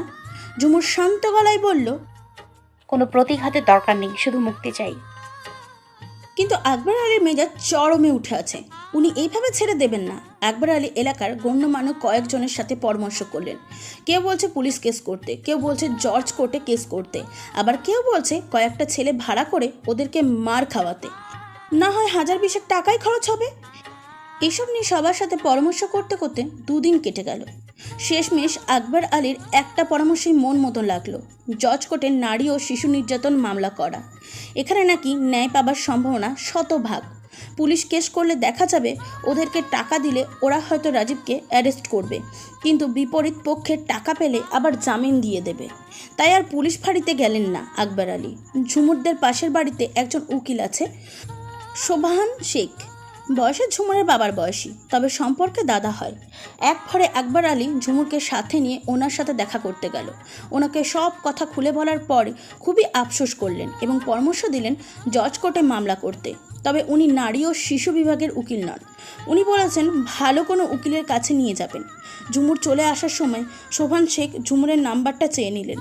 সেদিনই ঝুমুর জয়নাল আকবর আলীকে নিয়ে সোভান শেখ জজ কোর্টে হাজির হলেন। একজন উকিলের সাথে পরিচয় করে দিলেন। সেই উকিল ঝুমুরের সমস্ত কথা শুনলেন। তারপর হাসপাতাল থেকে দেওয়া নারী নির্যাতনের বিরুদ্ধে পুলিশ কেসের এভিডেন্স আর কাবিননামার ফটোকপি নিয়ে মামলা লিখলেন। উনিও খুব আফসোস করলেন। হায় রে, আজকালকার মানুষরা অমানুষ হয়ে যাচ্ছে। নাহলে কেউ এমনভাবে বইয়ের গায়ে হাত তুলতে পারে? সেখানেও উকিলকে ঝুমুরের কন্ট্যাক্ট নাম্বার দিয়ে আসতে হলো। সেই বিকেলে সোভান শেখ ঝুমুরের নাম্বারে ফোন দিল। ঝুমুর ভাবলো দরকারি কোনো কথা হয়তো, কিন্তু রিসিভ করার পর বুঝলো বাবার বয়সী লোকটাও ঝুমুরের সাথে ফ্ল্যাট করার চেষ্টা করছে। বারবার ইনিয়ে বিনিয়ে এই সেই কথা বলছে। আমি বুঝি না ঝুমুর, তোমার মতো এত রূপবতী মেয়েকে কেউ কী করে আঘাত করে, যাকে দেখলেই জড়িয়ে ধরে আদর করতে ইচ্ছে হয়। আচ্ছা, তোমাদের ফিজিক্যাল রিলেশন কেমন ছিল? রাজীব তোমাকে সুখ দিতে পারতো তো? ঝুমুর চুপচাপ ফোন রেখে দেয়। বাবার বয়সী মানুষ এত অসভ্য হয় কেন? রাতে আবার ঝুমুরের উকিল ফোন করে। ঝুমুর ভাবলো কেসের বিষয়ে হয়তো কথা বলবে, কিন্তু ওই বেয়াদবটা ফ্ল্যাট করার চেষ্টা জানালো। ম্যাম, আমি জানি না কি ভাববেন, তবে বিশ্বাস করুন আপনার মতো নাচারা সুন্দরী এর আগে আমার চোখে পড়েনি। আপনি চলে গেলেন, কিন্তু বিশ্বাস করুন সারাটা দিন আপনার ওই মায়াবতী চেহারা চোখের সামনে হাঁটছিল। এক মুহূর্তের জন্যও ভুলতে পারিনি আপনাকে। এত সুইট কেন আপনি, দেখলেই প্রেমে পড়তে মন চাই। ঝুমুর এই লোকটাকেও কিছু না বলেই ফোন রেখে দেয়। পরের দিন ঝুমুরের উকিল আবারও ফোন করে। যথারীতি ফোন রিসিভ করতেই শুরু হয়ে গেল তাকে পটানোর চেষ্টা। এবারে এক মগ কফির দাওয়াতও দিল উনি। কয়েকদিন পর ওদের মামলাটা তদন্তের জন্য নারী ও শিশু অধিকার বাংলাদেশের রুল ডেভেলপমেন্ট বোর্ড BRDB একটা শাখা অফিসে ট্রান্সফার করা হয়। সেখান থেকে নোটিশ আসে 9/28/2017 তারিখ। তাদেরকে ওই অফিসে উপস্থিত হতে হবে। ঝুমুর, জয়নাল, আকবর আলী, শহীদা বেগম সবাই সেখানে উপস্থিত হলো। গিয়ে দেখে তার শ্বশুর, শাশুড়ি, দেবর, ননদ সবাই আগেই এসে বসে আছে, কিন্তু রাজীব নেই। পরে অবশ্য জানা গেছে রাজীব ওই ঘটনার 5 দিন পরেই বিদেশে চলে গেছে। জিজ্ঞাসাবাদ শুরু হলো। এই অফিসের চেয়ারম্যান একজন নারী, তবে ভীষণ কড়া মানুষ বোঝা গেল। তাও ঝুমুরের ওনাকে খুব ভালো লাগলো। উনি প্রথমে ঝুমুরকে তার অভিযোগ বলতে বলল। ঝুমুর প্রথম থেকে সবটা শুরু করলো, একে একে সমস্ত অত্যাচারের কথা বলল। এরপর ঝুমুরের শ্বশুরকে জিজ্ঞাসা করা হলো। উনি আরেকবারের মতন স্বীকার করলেন এইসব অভিযোগ সত্য বলে। জয়নালকেও জিজ্ঞাসা করলো, সেও সেদিনের ঘটনার বর্ণনা করলো। সব শোনার পর মহিলা চেয়ারম্যান বললেন আগামী 2 তারিখ দ্বিতীয় হাজিরা। 2 তারিখে বাকি সিদ্ধান্ত নেওয়া হবে। BRDB অফিসের একজন বিশিষ্ট কর্মী সেই রাতে ঝুমুরকে ফোন করে। তবে মানতেই হবে এই লোকটা ফ্ল্যাটিংয়ে অন্য সবার চেয়ে ফার্স্ট ছিল। উনি ফোন করে প্রথমে ঝুমুরের দুঃখের সমপ্যাথি প্রকাশ করলেন। তারপর ঝুমুরের ছেলের আহাতের কথা বলতে কেঁদে দিলেন। এত ফুটফুটে একটা বাচ্চার ভবিষ্যৎ কি! আহারে, ওর মাও স্বামী পাবে, বাবাও স্ত্রী পাবে, কিন্তু বাচ্চাটা তো এতিম হয়ে যাবে। ঝুমুর, আমি তোমার কাছে একটা জিনিস চাইবো, দেবে? জি বলুন। তোমার যখন ডিভোর্স হয়ে যাবে তোমার বাচ্চাটা আমাকে দেবে? হোয়াট ননসেন্স, কী সব উল্টাপাল্টা বলছেন? হ্যাঁ ঝুমুর, আমি জানতাম তুমি রাগ করবে, তবুও বললাম। বাচ্চাটার মায়ে পড়ে গেছি। আজ যখন তোমার বেবিটাকে কোলে রাখতে অফিসে আমার কোলে চলে এলো, বিশ্বাস করবে না ঝুমুর, আমার কি ফিলিংস হয়েছিল। মনে হলো যেন বুকটা ভরে গেছে। তোমাকে আশা করার তো আকাশ কুসুম ভাবনা হবে জানি, তাই শুধু তোমার বেবিটাকে চাই। আমি ওকে আমার পরিচয় বড় করতে চাই, লেখাপড়া শিখিয়ে মানুষ করতে চাই। তো ভালোবাসা পাবে ঝুমুর। মামলার দ্বিতীয় হাজিরার উপস্থিত হবার BRDB চেয়ারম্যান আবারও ঘুরিয়ে পেঁচিয়ে ঝুমুরকে কিছু প্রশ্ন করল। তোমার অভিযোগপত্রে লেখা আছে সেই রাত্রে তোমার শ্বশুর শাশুড়ি এবং হাজবেন্ড মিলে তোমাকে, তোমার বাচ্চাকে এবং তোমার ছোট ভাইকে বেদম মারধর করে। কথাগুলো কি সত্য কিনা? পুরোটা সত্য নয়। আমার শ্বশুর সেদিন বাড়িতেই ছিলেন না, উনি পঞ্চগড় গিয়েছিলেন।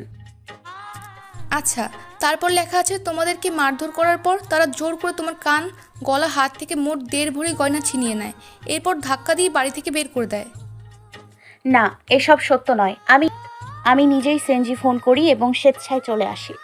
আমার হাজব্যান্ড আমাদের মেরেছে এটা ঠিক, তবে কোনো গহনা খুলে রাখিনি। তোমার শাশুড়ির বিষয়ে কি বলবে? ওনার বিরুদ্ধে আমার কোনো অভিযোগ নেই। গুড। এই প্রথমবার আমি কোনো মেয়েকে মামলার পরও সত্য বলতে দেখলাম। আসলে ম্যাম, আমি জানি মামলা করতেই হয় সত্য মিথ্যা মিলিয়েই। এইসব আইনজীবীরা তো করে থাকে যাতে মামলা শক্ত হয়। তবে বাদীপক্ষ এগুলো স্বীকার করে না। তোমাকে থ্যাঙ্কস। ম্যাম, আমার মিথ্যার আশ্রয় নেওয়ার কোনো প্রয়োজনীয়তা পড়ে না। আমি সত্য বলেই শেষ করতে পারছি না, আর মিথ্যা বলবো কখন? বিয়ের দ্বিতীয় রাতে যেই স্বামী তার স্ত্রীকে চড় মারতে পারে, তার অত্যাচারের কথা বলে শেষ করা যায় না। প্রথম হিয়ারিংয়ে তুমি বলেছিলে, এখন তোমার সিদ্ধান্ত বলো। আদালত তোমার সিদ্ধান্তকেই গুরুত্ব দেবে। যেহেতু বিবাদী পক্ষ তোমার বিরুদ্ধে কোনো অভিযোগ প্রমাণ করতে পারেনি, তাছাড়া বিবাদী পক্ষে তোমার শ্বশুরমশাই তোমার বক্তব্যকে সত্য বলে স্বীকার করেছে। আমার সিদ্ধান্ত একটাই, আমি সংসার করব না, ডিভোর্স চাই। ভেবে বলো, হয়তো এখন রাগের মাথায় বলছো, কিন্তু যখন রাগ কমে যাবে তখন তো আফসোস করবে, কিন্তু কিছু করার থাকবে না। আমি রাগের মাথায় একদিনে হুট করে সিদ্ধান্ত নিইনি, 4 বছর ধরে ভেবে ভেবে সিদ্ধান্ত নিয়েছি। দেখো ঝুমুর, আমি নিজেও একজন নারী। আমি তোমার কষ্টগুলো উপলব্ধি করতে পারছি। তবে কি জানো, আমরা নারী খুব বেহায়া হই, সামান্য অভিমানে কেঁদে ফেলি, আবার একটু ভালোবাসা পেলে সব বলে হাসতে পারি। আমার বিবাহিত জীবন 38 বছরের। আমি বয়সে যেমন বড় তোমার, তেমনি অভিজ্ঞতায় বড়। তুমি শিক্ষিতা, ইন্টেলিজেন্ট মেয়ে, যথেষ্ট ভেবেচিন্তে কথা বলো তুমি। আমি চাই না তুমি কোনো ভুল সিদ্ধান্ত নিয়ে পস্তাও। এমনও তো হতে পারে একসময় তুমি ভাববে তোমার আজকের নেওয়া সিদ্ধান্তটা ভুল ছিল, তুমি ভাববে তোমার আরেকটু ভাবা উচিত ছিল। তোমার একটা বেবি আছে, একবার ওর মুখের দিকে তাকিয়ে দেখো, তুমি তো দ্বিতীয় স্ত্রী পেয়ে যাবে। রাজীবও স্ত্রী পাবে, কিন্তু তোমার বেবিটা কি পাবে? সে তো সব থেকে অনাথ হয়ে যাবে। মেয়েদের স্যাক্রিফাইস করতে হয় ঝুমুর, এটাই নিয়ম। তাছাড়া সালিশ বলো আর আদালত বলো, কেউই যেন একটা সংসার ভেঙে যাক।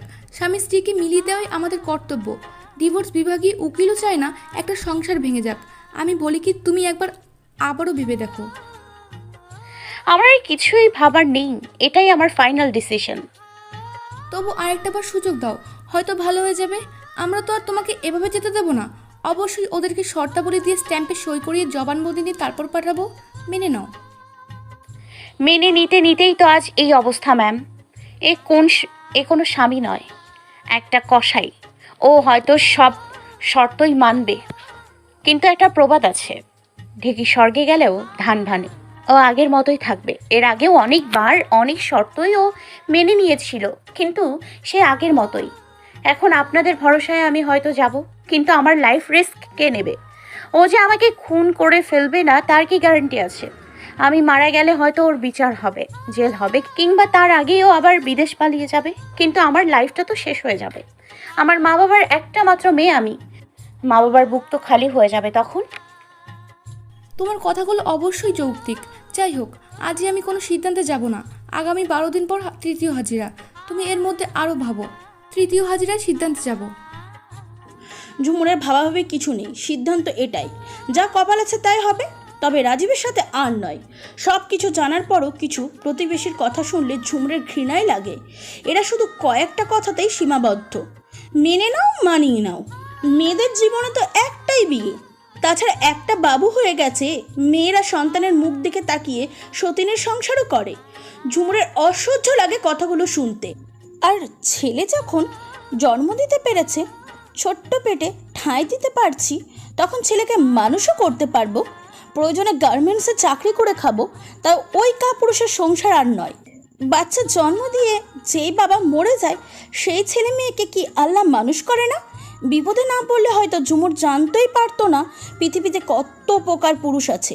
পাশের বাড়ি শোভান শেখ, ঝুমুরের উকিলের অ্যাসিস্ট্যান্ট, বিআরডিবির কর্মকর্তারা সকলেই ঝুমুরকে ফোন করে বিরক্ত করতে লাগলো। কেউ সহানুভূতির নামে সুযোগ চাইছে, আর কেউ নির্যাতনের ডিটেলস জানার নাম করে 18+ কথাবার্তা বলার চেষ্টা করছে। এসব নাকি জিজ্ঞাসাবাদ?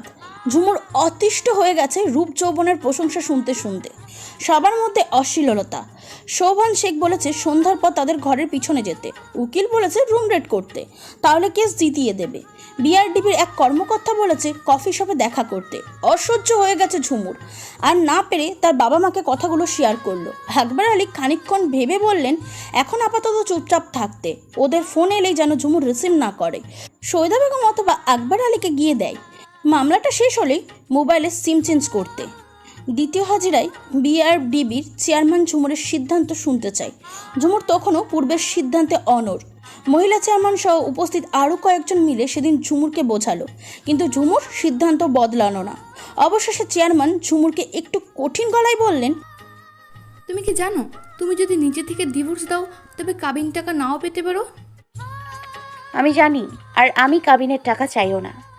ওই টাকাটা আমি মাফ করে দিব। আমি শুধু মুক্তি চাই, বেঁচে থাকতে চাই। মহিলা চেয়ারম্যান সন্দেহ দৃষ্টিতে বললেন, তোমার কারোর সাথে অ্যাফেয়ার চলছে না তো? রাজীবের সাথে বনিবনা না হয়ে হয়তো তুমি দ্বিতীয় অপশন বেছে নিয়েছো। না ম্যাম, আমার কারোর সাথে রিলেশন নেই। তুমি শিওর কারোর সাথে রিলেশন নেই? জি। যদি আমি তোমার কাছে 2 দিনের জন্য তোমার মোবাইলের সিম চাই? অবশ্যই। এই বলে ঝুমুর নিজের মোবাইল থেকে সিমটা খুলে সামনের টেবিলে রাখলো। মামলার 4র্থ হিয়ারিং ছিল আর 5 দিন পর। ঝুমুররা উপস্থিত হবার পর আবারও আলোচনা শুরু হলো। ঝুমুর এবারেও ডিভোর্স চাইল। মহিলা চেয়ারম্যান বললেন, আমি 6 বছর যাবৎ বিআরডিবির এই শাখায় চেয়ারম্যান। অসংখ্য কেস সলভ করেছি। এর আগে আমি মহিলা কলেজের লেকচারার ছিলাম। অসংখ্য মেয়ের দেখেছি আমি, কিন্তু তোমার মতো এত কঠিন মনের কাউকে দেখিনি। মেয়েরা তো নরম মনের হয়, অল্পেতেই গড়ে যাওয়াই তাদের ধর্ম। তোমার হাজব্যান্ড তোমাকে অনেক অত্যাচার করেছে, এটা মানি, কিন্তু সে তো তোমাকে ডিভোর্স দিতে চাইছে না, উল্টো তোমাকে ফোন করে কান্নাকাটি করলো।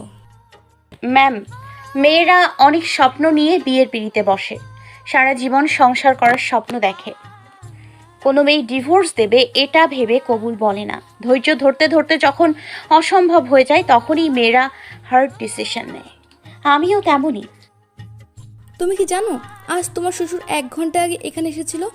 1 ঘন্টা ধরে কত কাকুতি মিনতি করেছে আমার কাছে, শুধু ডিভোর্স দিতে না হয়। আমি জন্ম থেকে কখনো কোনো শ্বশুরকে বৌমার জন্য এভাবে কাঁদতে দেখিনি। আজ তোমার শ্বশুরের কান্না দেখে মনে হয়েছিল উনি তার বৌমাকে নয়, নিজের মেয়েকে হারাচ্ছে। শেষ পর্যন্ত উনি আমাকে ওয়াদা করিয়ে নিয়েছে তোমাদের ডিভোর্সে যাতে না করি। এই 4টা হিয়ারিংয়ের প্রত্যেক দিন তোমরা চলে যাওয়ার পরও তোমার শ্বশুর বসে থাকে, প্রতিদিন আমাকে ফোন করে অনুরোধ করে। তোমার হাজব্যান্ডও প্রতিদিন ফোন করে। সবার একটাই কথা, তোমাকে ওরা হারাতে চায় না। আমি বলি কি ঝুমুর, আরেকবার ভেবে দেখো। এবারে আমরা সবাই তোমার পাশে আছি, কেউ তোমাকে নির্যাতন আর করবে না। হয়তো আরও ভালো ফ্যামিলিতে বিয়ে হবে তোমার, কিন্তু বিশ্বাস করো, এমন বাবার মতো শ্বশুর কোথাও পাবে না তুমি।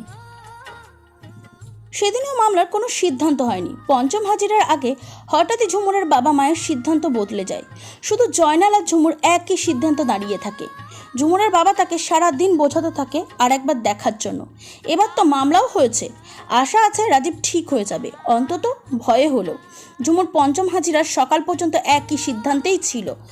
কিন্তু সেদিন সকালে আকবর আলী যখন চোখের পানি নিয়ে ঝুমুরকে অনুরোধ করে বলল অন্তত বাবার অনুরোধ রাখতে হলেও যেন আবারও ওই সংসারে যায়, তখন ঝুমুরের বাবার কান্না দেখে আর কিছু বলতে পারল না।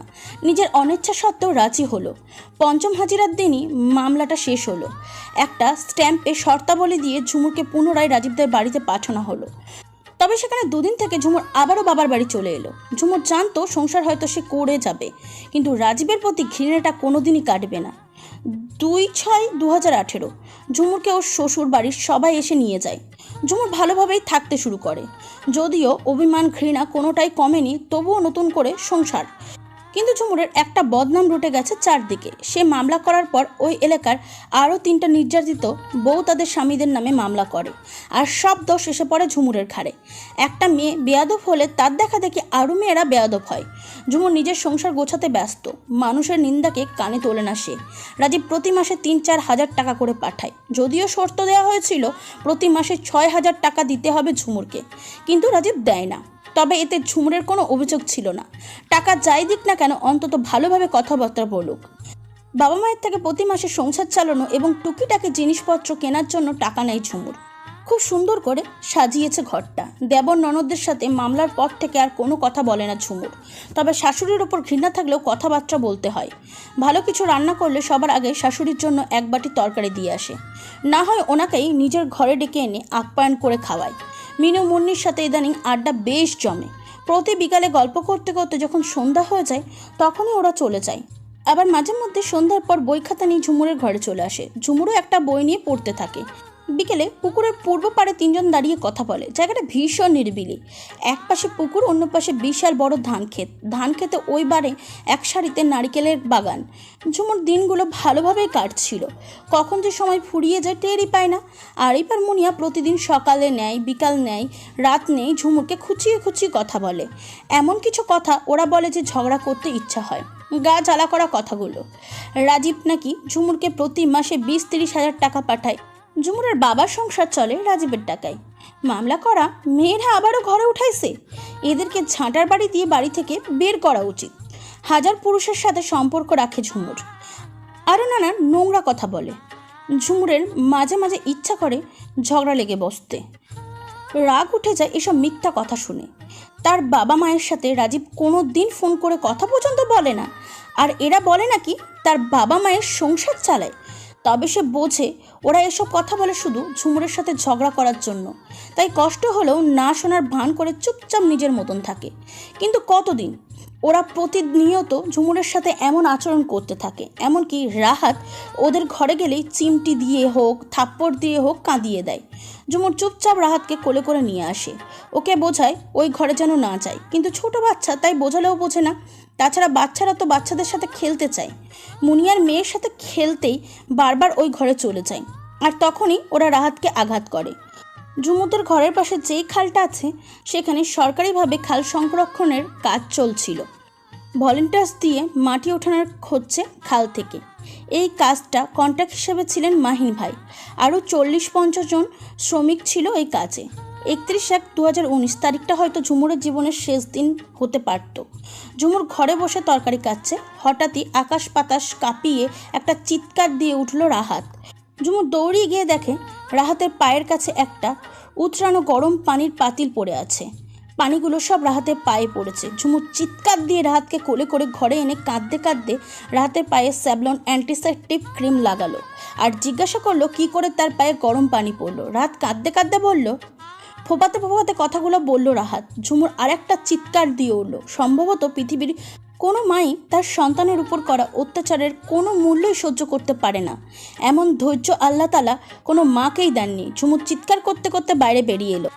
ওই অমানুষের বাচ্চারা, আমার লেদা পোলায় তোগো কি ক্ষতি করছিল? আমার পোলারে কেমনে তোরা এই গরম পানির পাতিল দিছস? হ্যাঁ, তোগো মতো মানুষের আল্লাহ মরার সময় এক ফোঁটা পানিও নসিবের না রাখুক। তোরা আমার লেদা পোলারে মাইরা ফেলতে চাইছো, আল্লাহ তোগো বিচার দুনিয়াত থাকতে করুক। ঝুমুরের কথাগুলো বলে শেষ করতে পারলো না, হঠাৎই আরিফ ঘর থেকে বেরিয়ে দরজায় খিল দিয়ে ঝুমুরের মাথায় একটা বাড়ি মারলো। ঝুমুরের মাথা থেকে ফিনকি দিয়ে রক্ত ঝরতে লাগলো, আর মুনিয়া এসে ঝুমুরের চুলের মুঠি ধরে বলল, মার মাগি রে, আজকা মাগির জবান বন্ধ করে ছাড়বি। মাগি আমগো নামে মামলা করছিল, আজ মামলার সুদে আসল বাইর করমু। কোথা থেকে যেন সালমা খাতুনও এলেন। তিনজন মিলে ঝুমুরকে মারতে মারতে মাটিতে ফেলে দিল। তার বুক, পিঠ, মাথায়, কোমরে, পায়ে সবাই মিলে চোরের মতন মারতে লাগলো। মনে হয় মানুষ চোর ডাকাত হাতে ধাগালে পেলেও এত মারে না। রাত পাশে দাঁড়িয়ে গলা ফাটিয়ে চিৎকার করতে লাগলো। সবাইকে ছাড়াতে চাইলো, কিন্তু যার কাছেই যায় সেই রাহাতকে ধাক্কা মেরে ফেলে দেয়। এরপর আরিফ ঝুমুরের জামাটা বুক থেকে টাইনে ছিঁড়ে ফেলে। জামা ছিঁড়ে পেট পর্যন্ত চলে আসে, ভিতরের ব্রাটা দেখা যাচ্ছিল। আরিফ বলতে লাগলো, মাগি শরীর দেখাইয়া টাকা কামাস না, আজ সবাই দেখুক তোর শরীর। এই বলো আবারও মারতে লাগলো।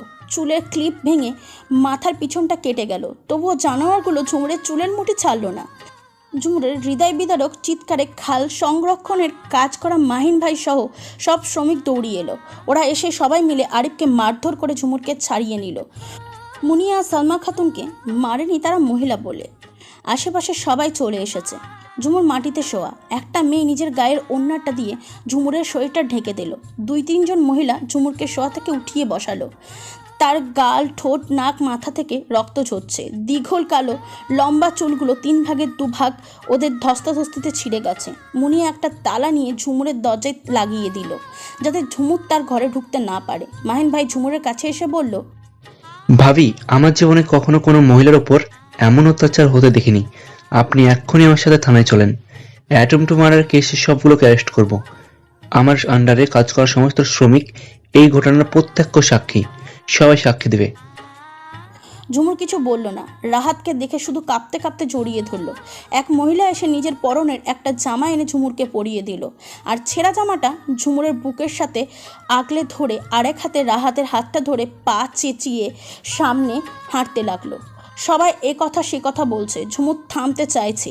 কেউ কেস, কেউ সালিশির কথা বলছে, কেউ আফসোস করছে। ঝুমুর ধীর পায়ে হাঁটছে, মনে হয় বাম পাটা মচকে গেছে। কয়েক পা সামনে এগোনোর পর একবার পিছন ফিরে তাকালো মেয়েটা। ঝাপসা শোকে আর একবার দেখে নিল প্রিয় বাড়ি, প্রিয় সংসার আর যত্নে গড়ে তোলা লায়ের মোচাটা। এটা শেষ দেখা। হঠাৎই মিনু মুন্নি দুজনেই দৌড়িয়ে এলো ঝুমুরের কাছে, চোখে অবিরাম জলস্রোত। মিনু জড়িয়ে ধরলো ঝুমুরকে। কাকি, খুব মিস করব কাকি, আল্লাহ ওদের বিচার করবে। মিনু আর কিছু বলতে পারলো না, কান্নায় ওর গলাটা ধরে এলো। মুনিয়াও জড়িয়ে ধরে কাঁদলো।